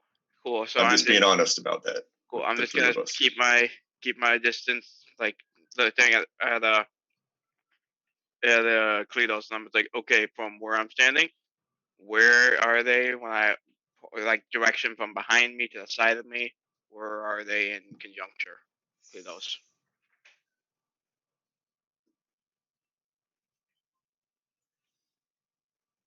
Are you asking me or are you asking Kletos? I'm asking Kletos. Kletos is going to point in, but like he said like don't look over there. Okay. So I feel like with their keen adventuring skills, they could figure out. And I'm still covering Rock's eyes with my other hand. That seems fair. Right, cool. So I'm just gonna cast clairvoyance. Which way is it pulling me? The way he told me to go? That thing is, or is it going the other direction? Make me a wisdom saving throw. We'll find out. Okay. Oh man, I'm running out of hours. Hopefully that's 17. Roll me a d10. 9. All right.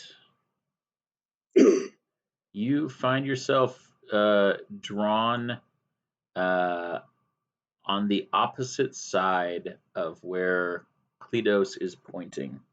The direction that you're pulled towards is directly towards this creature. So it's going towards it, not away from it.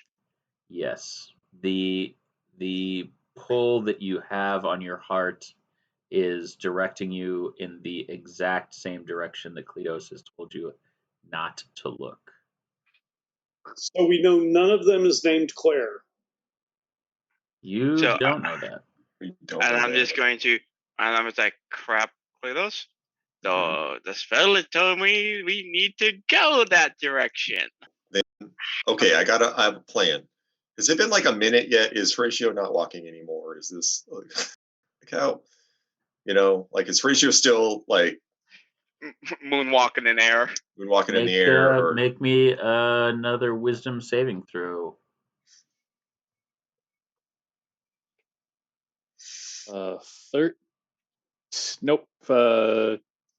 15. Okay. Yeah. Nope. He stops. okay, I'm gonna put Horatio down, but I'm gonna like put him down pointed away from the eyes. Be like, all right, that it got you, but I saved you. You're welcome. Thank you. What? Oh no, Horatio. You no talk. You stand completely still. All right then. You hear Yilmaz's voice in your head, and you hear it say halt. And you stop walking. You stop emoting. You stop doing everything. Cletus puts you down. You don't do anything. Okay. Anything. All Wait, right. is he not breathing? No, he can breathe. That's all right. Okay. Okay. Okay. All right. It broke Horatio. So Cool. okay. Well, if we need to go, look, we can't. Look, if we choose violence, then violence will choose us. So I'm going to ask you to trust me here. All right. Okay. Cletos like reaches into his fanny pack of his handy fanny pack, and he pulls out like an old pair, like the first pair of shorts he had when he like met the boys. Yeah. And he's gonna like they're already pretty like they're a little they're not doing great. So he like tears some strips off, and he's like, we have to blindfold ourselves. I figured And we have to form a trust chain, and we gotta go that way, but we can't look at it. How is Jet reacting to Zoolander? Jet is not a fan. Jet is acting rather terrified of this thing. I mean, wait, that's another idea. I mean, some of us can probably get it on. Maybe. Yeah, I don't know. Yeah. I don't know flying horse rules. I mean, Rock would have to guide it, put Rock on it with Horatio, and they fly above us for a bit. And you and I sneak out? I mean, I don't know how much Rock, how does your horse work? I mean, I know it lets me ride it. Okay. Do you think he'd let you take Horatio on here in the I feel like Horatio's being weird and might weird the Pegasus out. And I'm just gonna poke Horatio. Is he like stiff, or is he still like a usual floppy human noodle? It's the morning. He's stiff. God damn it, Joel! God damn it! He's not like rigor mortis. He just has stopped moving completely. Yeah. Okay, I so think I think you should, maybe you and Rock Are you?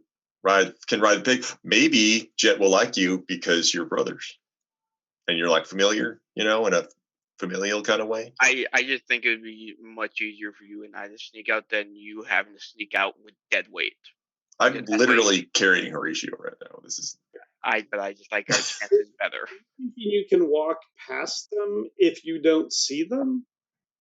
I mean, it's the seeing. It feels like it's the seeing that lets the bad voices in your head. And I know that sounds crazy, but this is kind of crazy. Dude's got an eye. Everything we do is crazy. It's messed up. It's messed up. But if we fight it, then it's just gonna, like, that doesn't feel right either. This feels like we're gonna be tested, right? This feels like a test. But I think the Pegasus idea is good. I think that at the very least, Rock, you should and maybe and since you should take Lom with you because Lom knows where you're going, and you'll probably get there first. So I don't want you to fly off in the wrong direction or something. You know where we're going? You said the direction. Yeah, right? And maybe we go past. Get to a safe distance and so it's out of sight. I'll meet you there. Yeah. You good with this? Rock is gonna go over to Jet and be like, Jet, is it okay if Lom hitches a ride as well? Make me a D20 roll.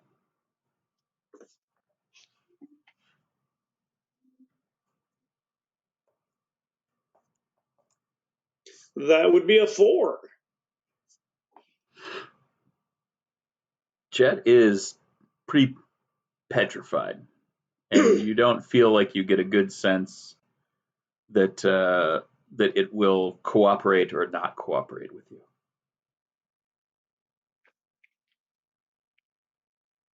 Okay. Are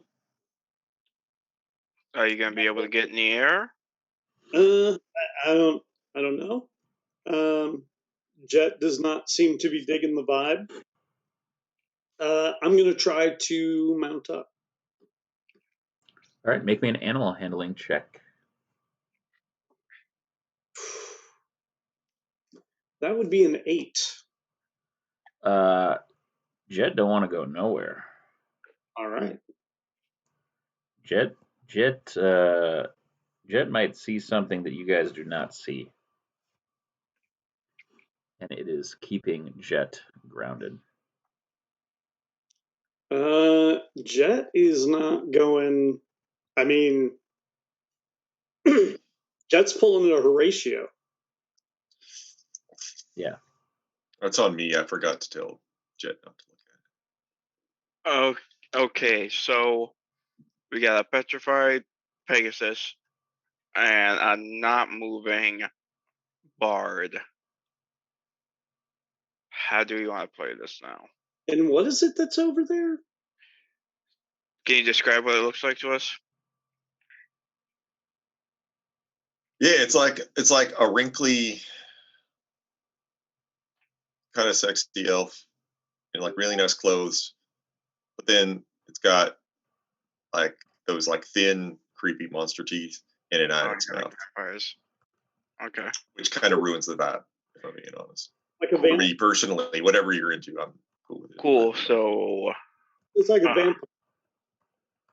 A little bit. I don't remember vampires having eyes in their mouths, but maybe. I'm not going to rule it out. I mean, we can take an elf. I don't think it's just going to be a regular elf at this point. But like,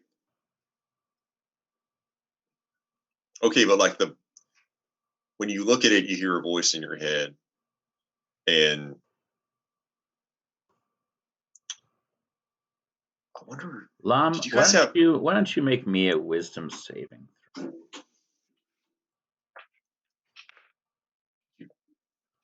That'll Guys be have another nightmares last 17. night? Okay.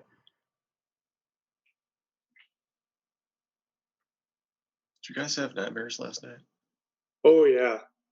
I mean, I had a weird dream. I wouldn't call it that much of a night. I mean, you could classify it as a nightmare. Like it started good, but it ended very poorly. Yeah, mine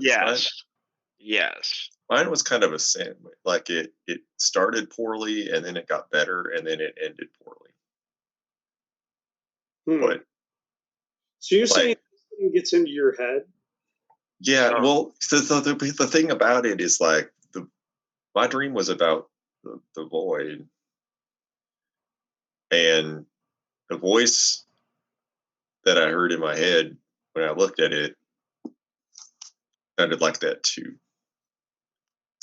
Son, it's just a void creature.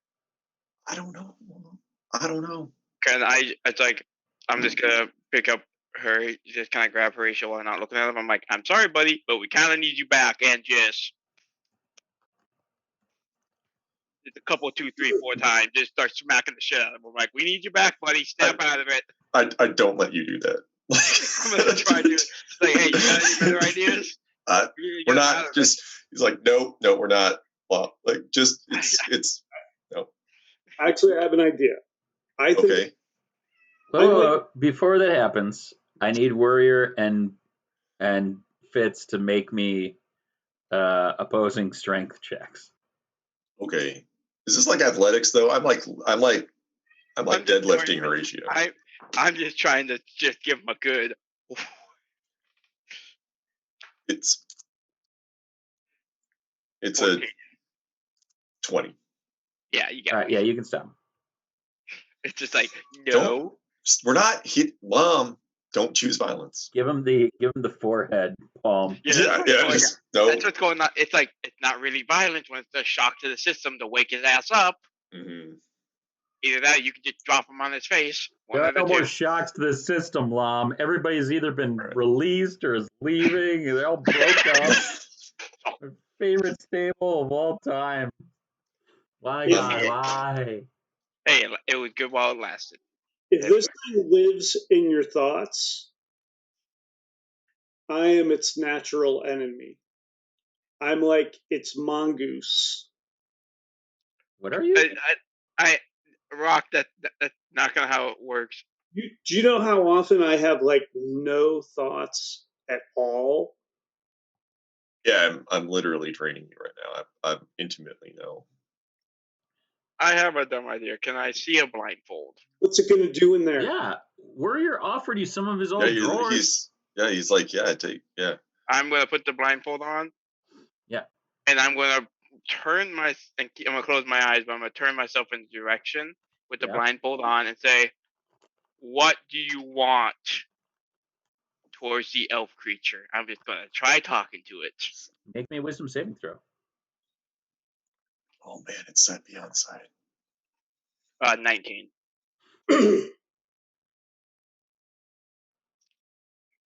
You can hear a voice in your head that says, "Succumb." Doesn't know what that means. What the heck is succumb? I'm gonna turn my back around. Like, it says succumb. Anyone know what that means? Well, so I'm sorry. Are you saying how you pronounce that is really? Yeah, I know. We earned that E, ladies and gentlemen. Look, yeah, don't. You know what? Regardless, don't. Just don't.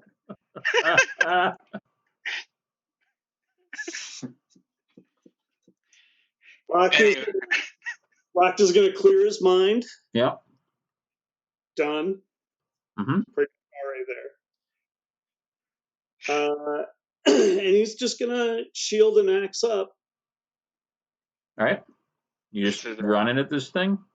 Get in that mindset. Okay. Are you moving or are you just getting there? Right now he's just doing the like.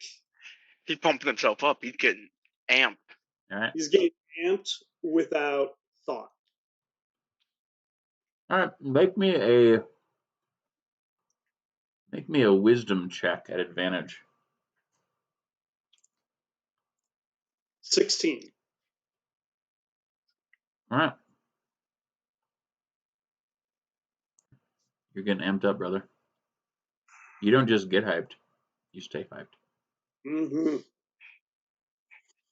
He is now a champion of Raleigh.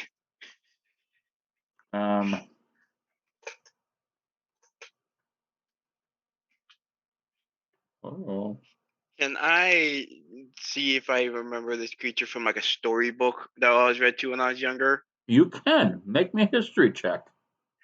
Cool. What's my history? I don't know. Son of a gun. 4 minus 2 is 2. Yeah, you don't remember shit. I got nothing with this thing, guys. I can't even think about if it was in a storybook or not. Okay. Well, I In mean, fact, make that's. me another wisdom saving throw. Oh man. Me? Yeah. Another 17. All right. You hear succumb again. Get out of my head, you bastard.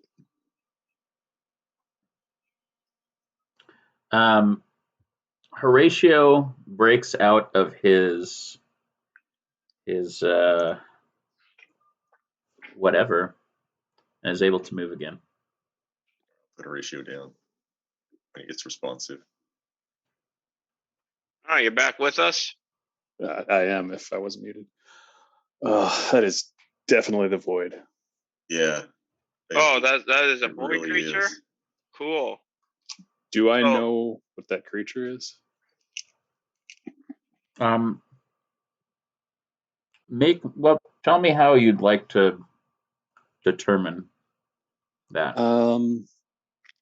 I would like to make an Arcana actually. Yeah, I'd like to make an Arcana check to see. Well, Right. It's more of a history check to see if it's a creature from a tale I've heard. Okay, yeah. It's a 15. You feel like this is not the void. You feel like this is a creature well versed in deception. Oh. It sounds like the void. You feel like you probably hear the voice that it wants you to hear.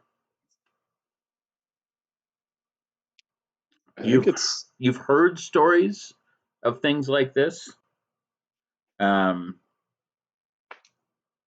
Some refer to them as fell-forged. Dwarves create beings such as this to fight against undead haunts and spirits, and then melt them down afterwards. And they are oftentimes made to give their evil masters a body and a shape to rule and to do their biddings. Fun. So I'll say that. This is something that you consider to have dark magics and can oftentimes be associated with fey beings or courts related to that. Hence the kind of elvish appearance. Yeah. Oh, that does not sound good. No. I don't know how. I'm sorry, that made me laugh. Rock has made it to the point where he's like banging axe against shield. Rock. He's just like, Rock. he's Please. really primal. For 2 seconds, buddy. Please. I don't know. It's kind of his most genuine place. Well, I know that, but his most genuine pace can, I've been there. I usually can get there. You've seen me, and then next thing you know, we're not gonna pay attention for 2 seconds, and he's gonna either attack that thing or like me, not pay attention for 2 seconds. I burn down a bar. So I don't know. I'm gonna I don't charge. know. It feels like it's I trying don't think to. you burned down a bar because you weren't paying attention. fair enough. Rock hits full rage and is going to charge the creepy dude. And there we are. All right, that sounds good. Let's enter into initiative. Natural 20. I got a natural Level 1 20 as initiative. well. Level 1 initiative. They're so good. So I- good. I got one as well. Actually, All right, Horatio, 12. Cletos, That's 25. Lam, 22 for me. and Rock. Nat 20, 24.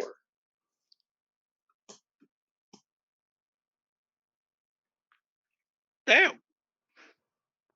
And 16.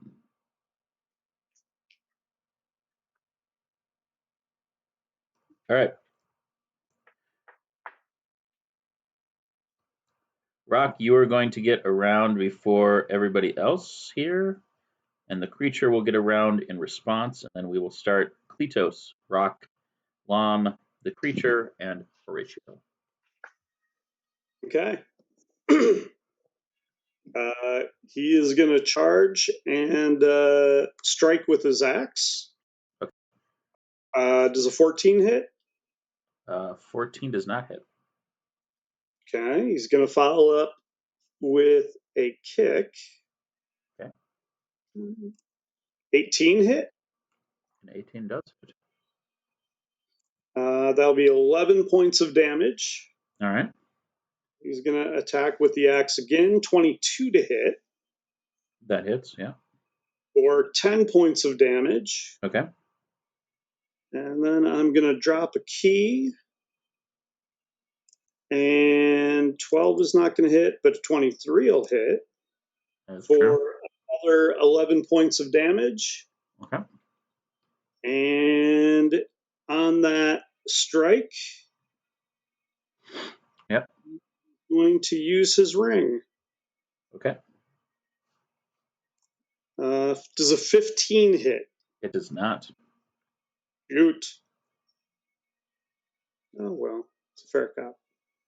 Yes. All right. It is going to attack you in return. It is going to make 3 claw attacks. And we have a 14, an 18, and a 25. 25 will hit. All right. So it will do 24 slashing damage. Okay. And that will be its turn. And then we will start at the top of the pops. Cletos, Rock, and then Lam. Okay. Cletos is going to I don't know. I was thinking about like, would he do it or not? But I'm like, I don't think we got to the part where it matters if you can see it or not. So he puts his blindfold on, and he will run in toward the sound of the scuffle. Okay. And he will try to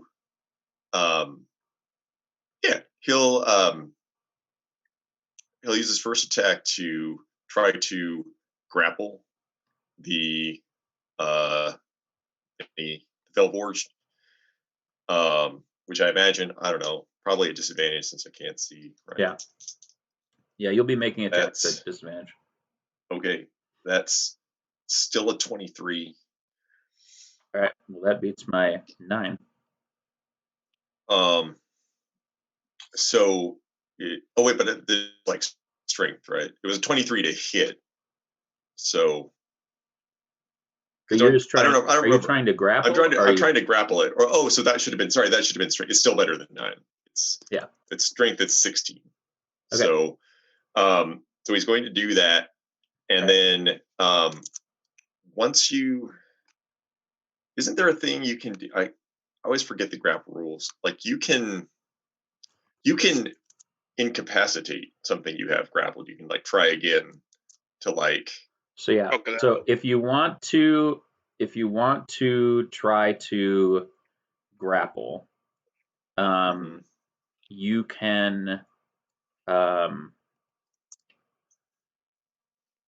use an attack action to make a special melee attack. And basically, if you make multi attacks, this just replaces the kind of main attack. You kind of choose kind of how you're doing it. So it can be contested athletics, it can be contested acrobatics, et cetera, et cetera. And if you grapple it, then it becomes sorry.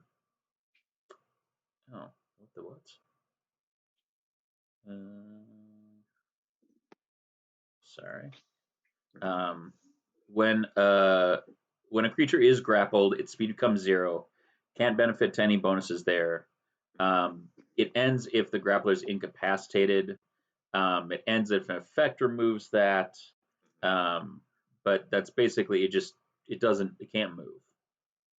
Yeah, I felt like there was like a thing where it was, so like I can, because I feel like what he would try to do is like get a hold of it, and then what he would want to do is like I feel like he'd kind of reach for like the neck, and then he would like when he has it, he would try to restrain it by like turning it and falling with it and like just pressing its head like into the ground, so like its eyes are down. Yeah, I mean, you could use another attack to essentially like wrestle it to the ground. All right, just a standard attack, or yep, it'll be just opposing strength again. Okay, I rolled a 17 for strength, so that's 22. I rolled a 10, so that's a 10. Kletos is then going to, once he has it restrained, it should be a straight roll. He'll do flurry of blows. Okay. So that should be straight rolls because he's at advantage now, right? So that's I mean, you're on top of it, so yeah. So yeah, those are both great. They're fantastic rolls. Unbelievable. And then he'll so that's a total of 28 magical Kletos damage for those 2 attacks, and he'll stunning strike. Okay. Which is a con save of 15. 21. Okay. All right. And he feels good about that. He's like, all right, got it restrained. It got its eyes down. I feel good. No, be his turn. All right. Rock, your turn. 15 to hit. Yeah. He's grappled, so it's going to hit. Okay. 12 points of damage. Okay. What are you hitting it with? My axe. What is your axe made out of? Metal. Okay. It's +1 in magic-y. Okay. Is it magic-y?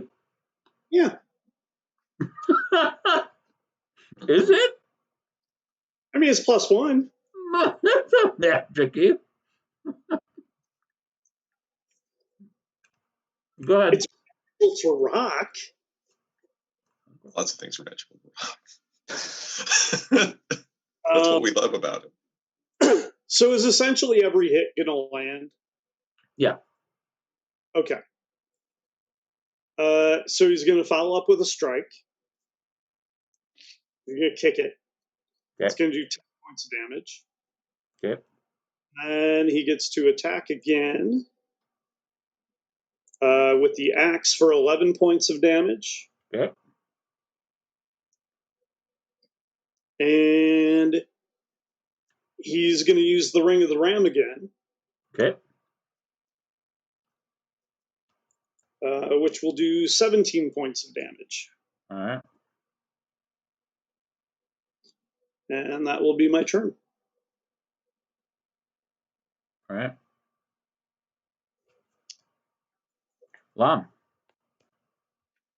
And I'm going to turn around and look at this and see what's all going on and be like, okay, and then I guess I'll just run over and stab with the cleavers and the side of this thing, because if it's down, it's down. So it's just automatic hit because it's down then, right? Yeah. Well, I'm not raging, so it's just that's 8 damage, another 8 damage in total. All right.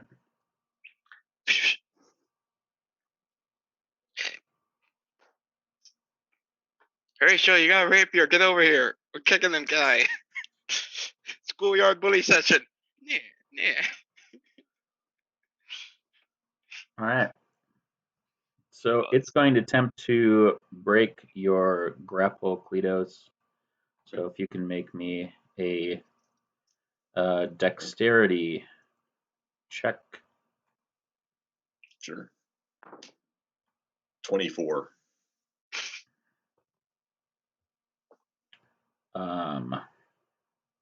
4 plus 3.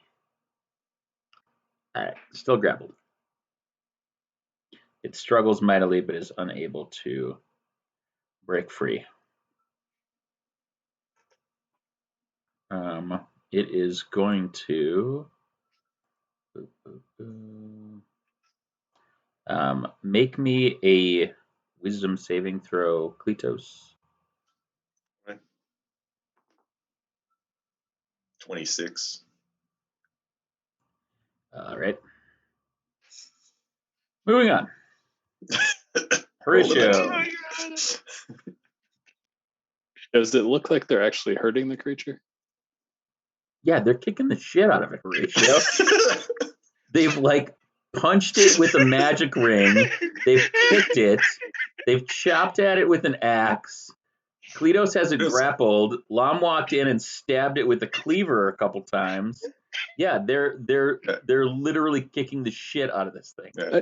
I know it's literally driving its face into the dirt. Yeah. I know what they're doing. Is it affecting the creature? Does it care? I'm magic, motherfucker. Well, you can't see its face, but you feel like the writhing is not a positive response to the violence being inflicted upon it. That's fine. That's all I wanted to know. So I will come over with your rapier and just. I mean, do I see any other creatures around us? Can I just spend my turn to do a perception check? Check. Oh, we didn't check for friends, did we? Oh, so that is. I'm blindfolded right now. So. You are. That's 35. 35.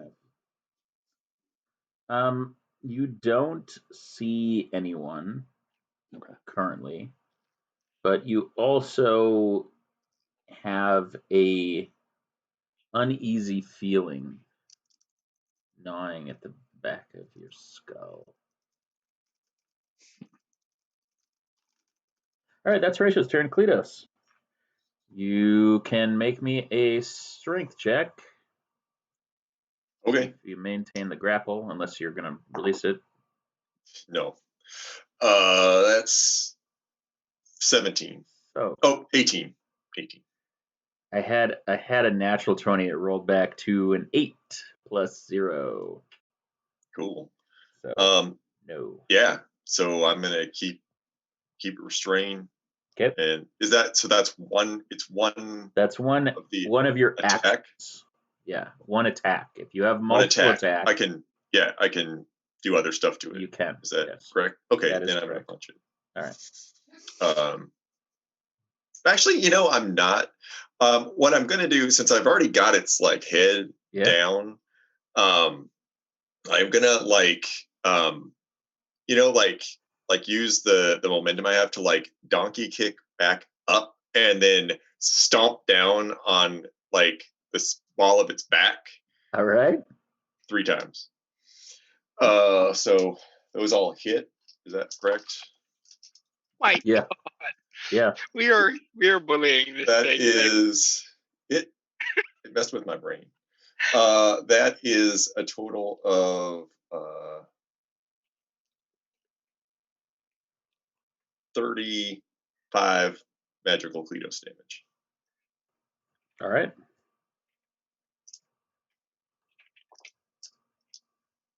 You feel it go limp underneath your hoof or This knee. isn't another deception. Like holds his hand up. It's like, okay, I think we got it. You know, like slowly let it go. Yeah, the arms, legs, whatever you're holding on to, flops to the ground. Okay. Rock keeps chopping. Clearly take a time No, off. come on, man. All right, Rock, make your attack. We talked about this. 15. And then it's going to automatically hit. Okay, so it'd be 15 damage, 13 damage, 12, and 11. 28, 50, 61 damage. Okay. All right. Cleos is gonna. Well, I mean, I don't know. Is it just soup now? Like, Oh yeah, it's dead. It's not unconscious. It's dead. yeah, no, I mean, I figured, but so Cleos is gonna like intervene a little bit. He's gonna be like, "Hey, buddy, hey, Rock, hey, hi, Sun's getting Hi. low, buddy. let's come on back." Did you get him? Yeah, I did. I really kind of beat the shit out of him. Like it wasn't fair. Hey, Ratio. You got any like smaller fire spells that you can use just to get rid of this corpse? No, just the one. We could maybe maybe we should check and see if it's got any clues on it or something, you know, like a business card. Oh, what's a business card? Card that you give people for business. We learned about this with the restaurant. Yeah, We literally handed them out about the grand so opening before it burned down. You mean That's that what little, those cards were. Wait That's a what minute, those cards were. the thing that they told me that had my name on it or whatever, or what it said. That's what that pile of them. Yeah. It says the name of the restaurant on it, and it tells people how to get there. And that for kindling. that tracks. I'll search the body.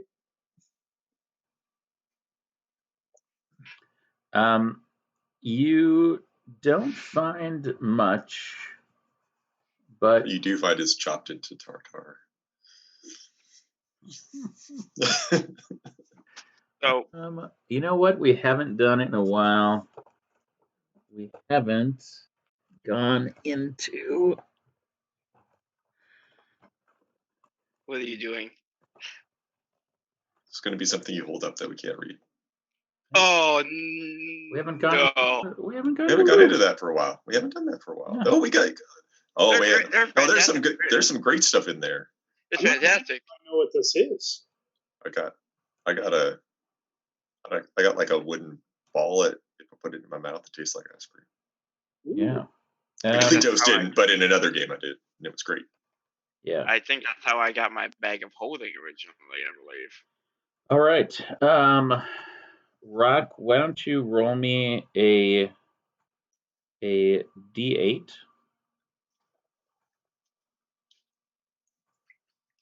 An 8. And then roll me another D8.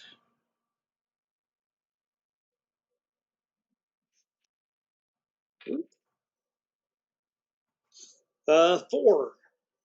All right. Why don't you roll me a D4, Joel?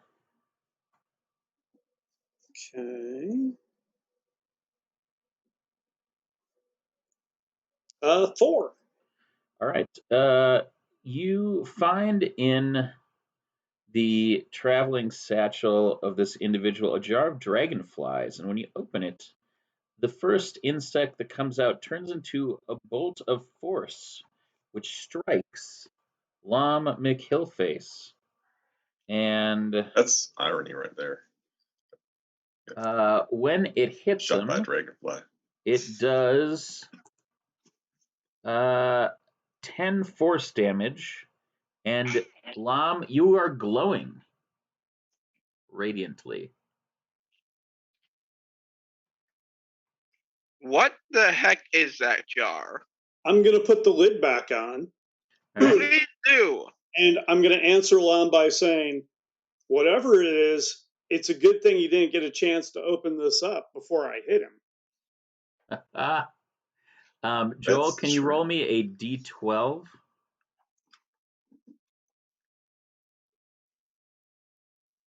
A D12, you say? Yep.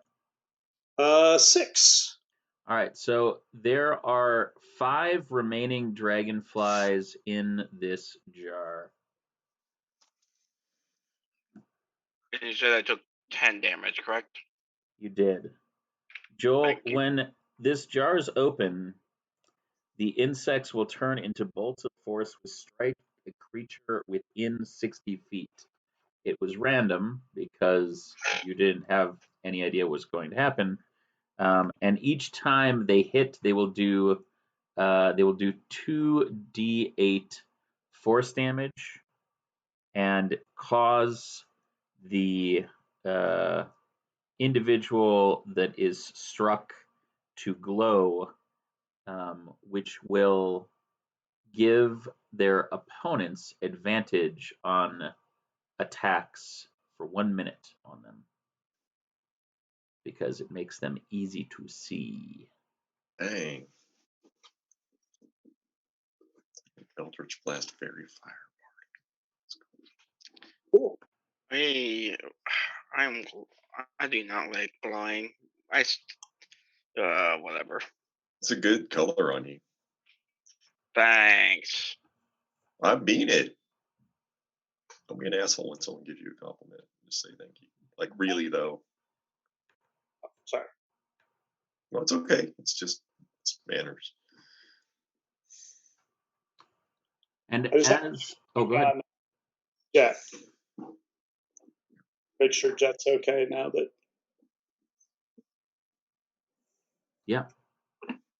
Yeah, Jet is fine. It had kind of taken refuge a little bit deeper into the wood. Lom, as Rock is checking on Jet, you find yourself pulled once again deeper into the forest past where you were, even stronger this time, to the point where you just kind of felt called and start to kind of slowly move that way. And deep through the thicket, beyond the waxy shrubs that are kind of marring this area of the forest glen, you see a large cave, and its floor is wet with the drops of saliva of the tongue of Darren Day, and you see what the creatures of the forest call the Cavern of Whispers. And that is where we will end this episode of D&DDT with the one and only A Tasty Boys. Tasty Tasty boys. Interdimensional. Recording stopped. Folks, thanks so much for hanging out. This has been episode 128 and 129 of D&DDT, and we're going to go around, let the boys hawk their wares, tell them where you can find them. As for me, you can find me at Huey Beard Walks on the social media Twitter, as well as all of our exploits here every other week for D&DDT on Wednesdays. Twitch.tv/KnownWorldUnited. You can also find on Altering Wednesdays me and your King Ginger, who runs Down in Outlands, which I'm sure you'll hear about, over on the Twitch.tv/HeelTurnRadio Twitch. We have an interview show every other Wednesday, chopping it up and chatting with the Mindy faithful. Yeah, Nate. All right. You can find me on Instagram and Twitter at Cubicle Zombie. You can also find me on this very channel next Monday and every other Monday, playing Down and Outlands, as Beard mentioned, DM'd by the wonderful King Ginger, and played with some friends of ours, including Warrior. True, I'm on that. I play a Nolan, he's the king. I'm Warrior. I'm also on that. You can find me at WarriorMN on the socials. In addition to Down and Outlands, you can find me every other Thursday on Dive Club, which is also at twitch.tv/HeelTurnRadio. Delta variant, man. We're not gonna do the in-person situation that we were going to do tomorrow. We're going to figure out something to do online. So check in on the socials, or check in at the Heel Turn Radio channel at 7 p.m. Central Standard Time, and we're gonna have a good time. Good time, people. People like us. We're handsome.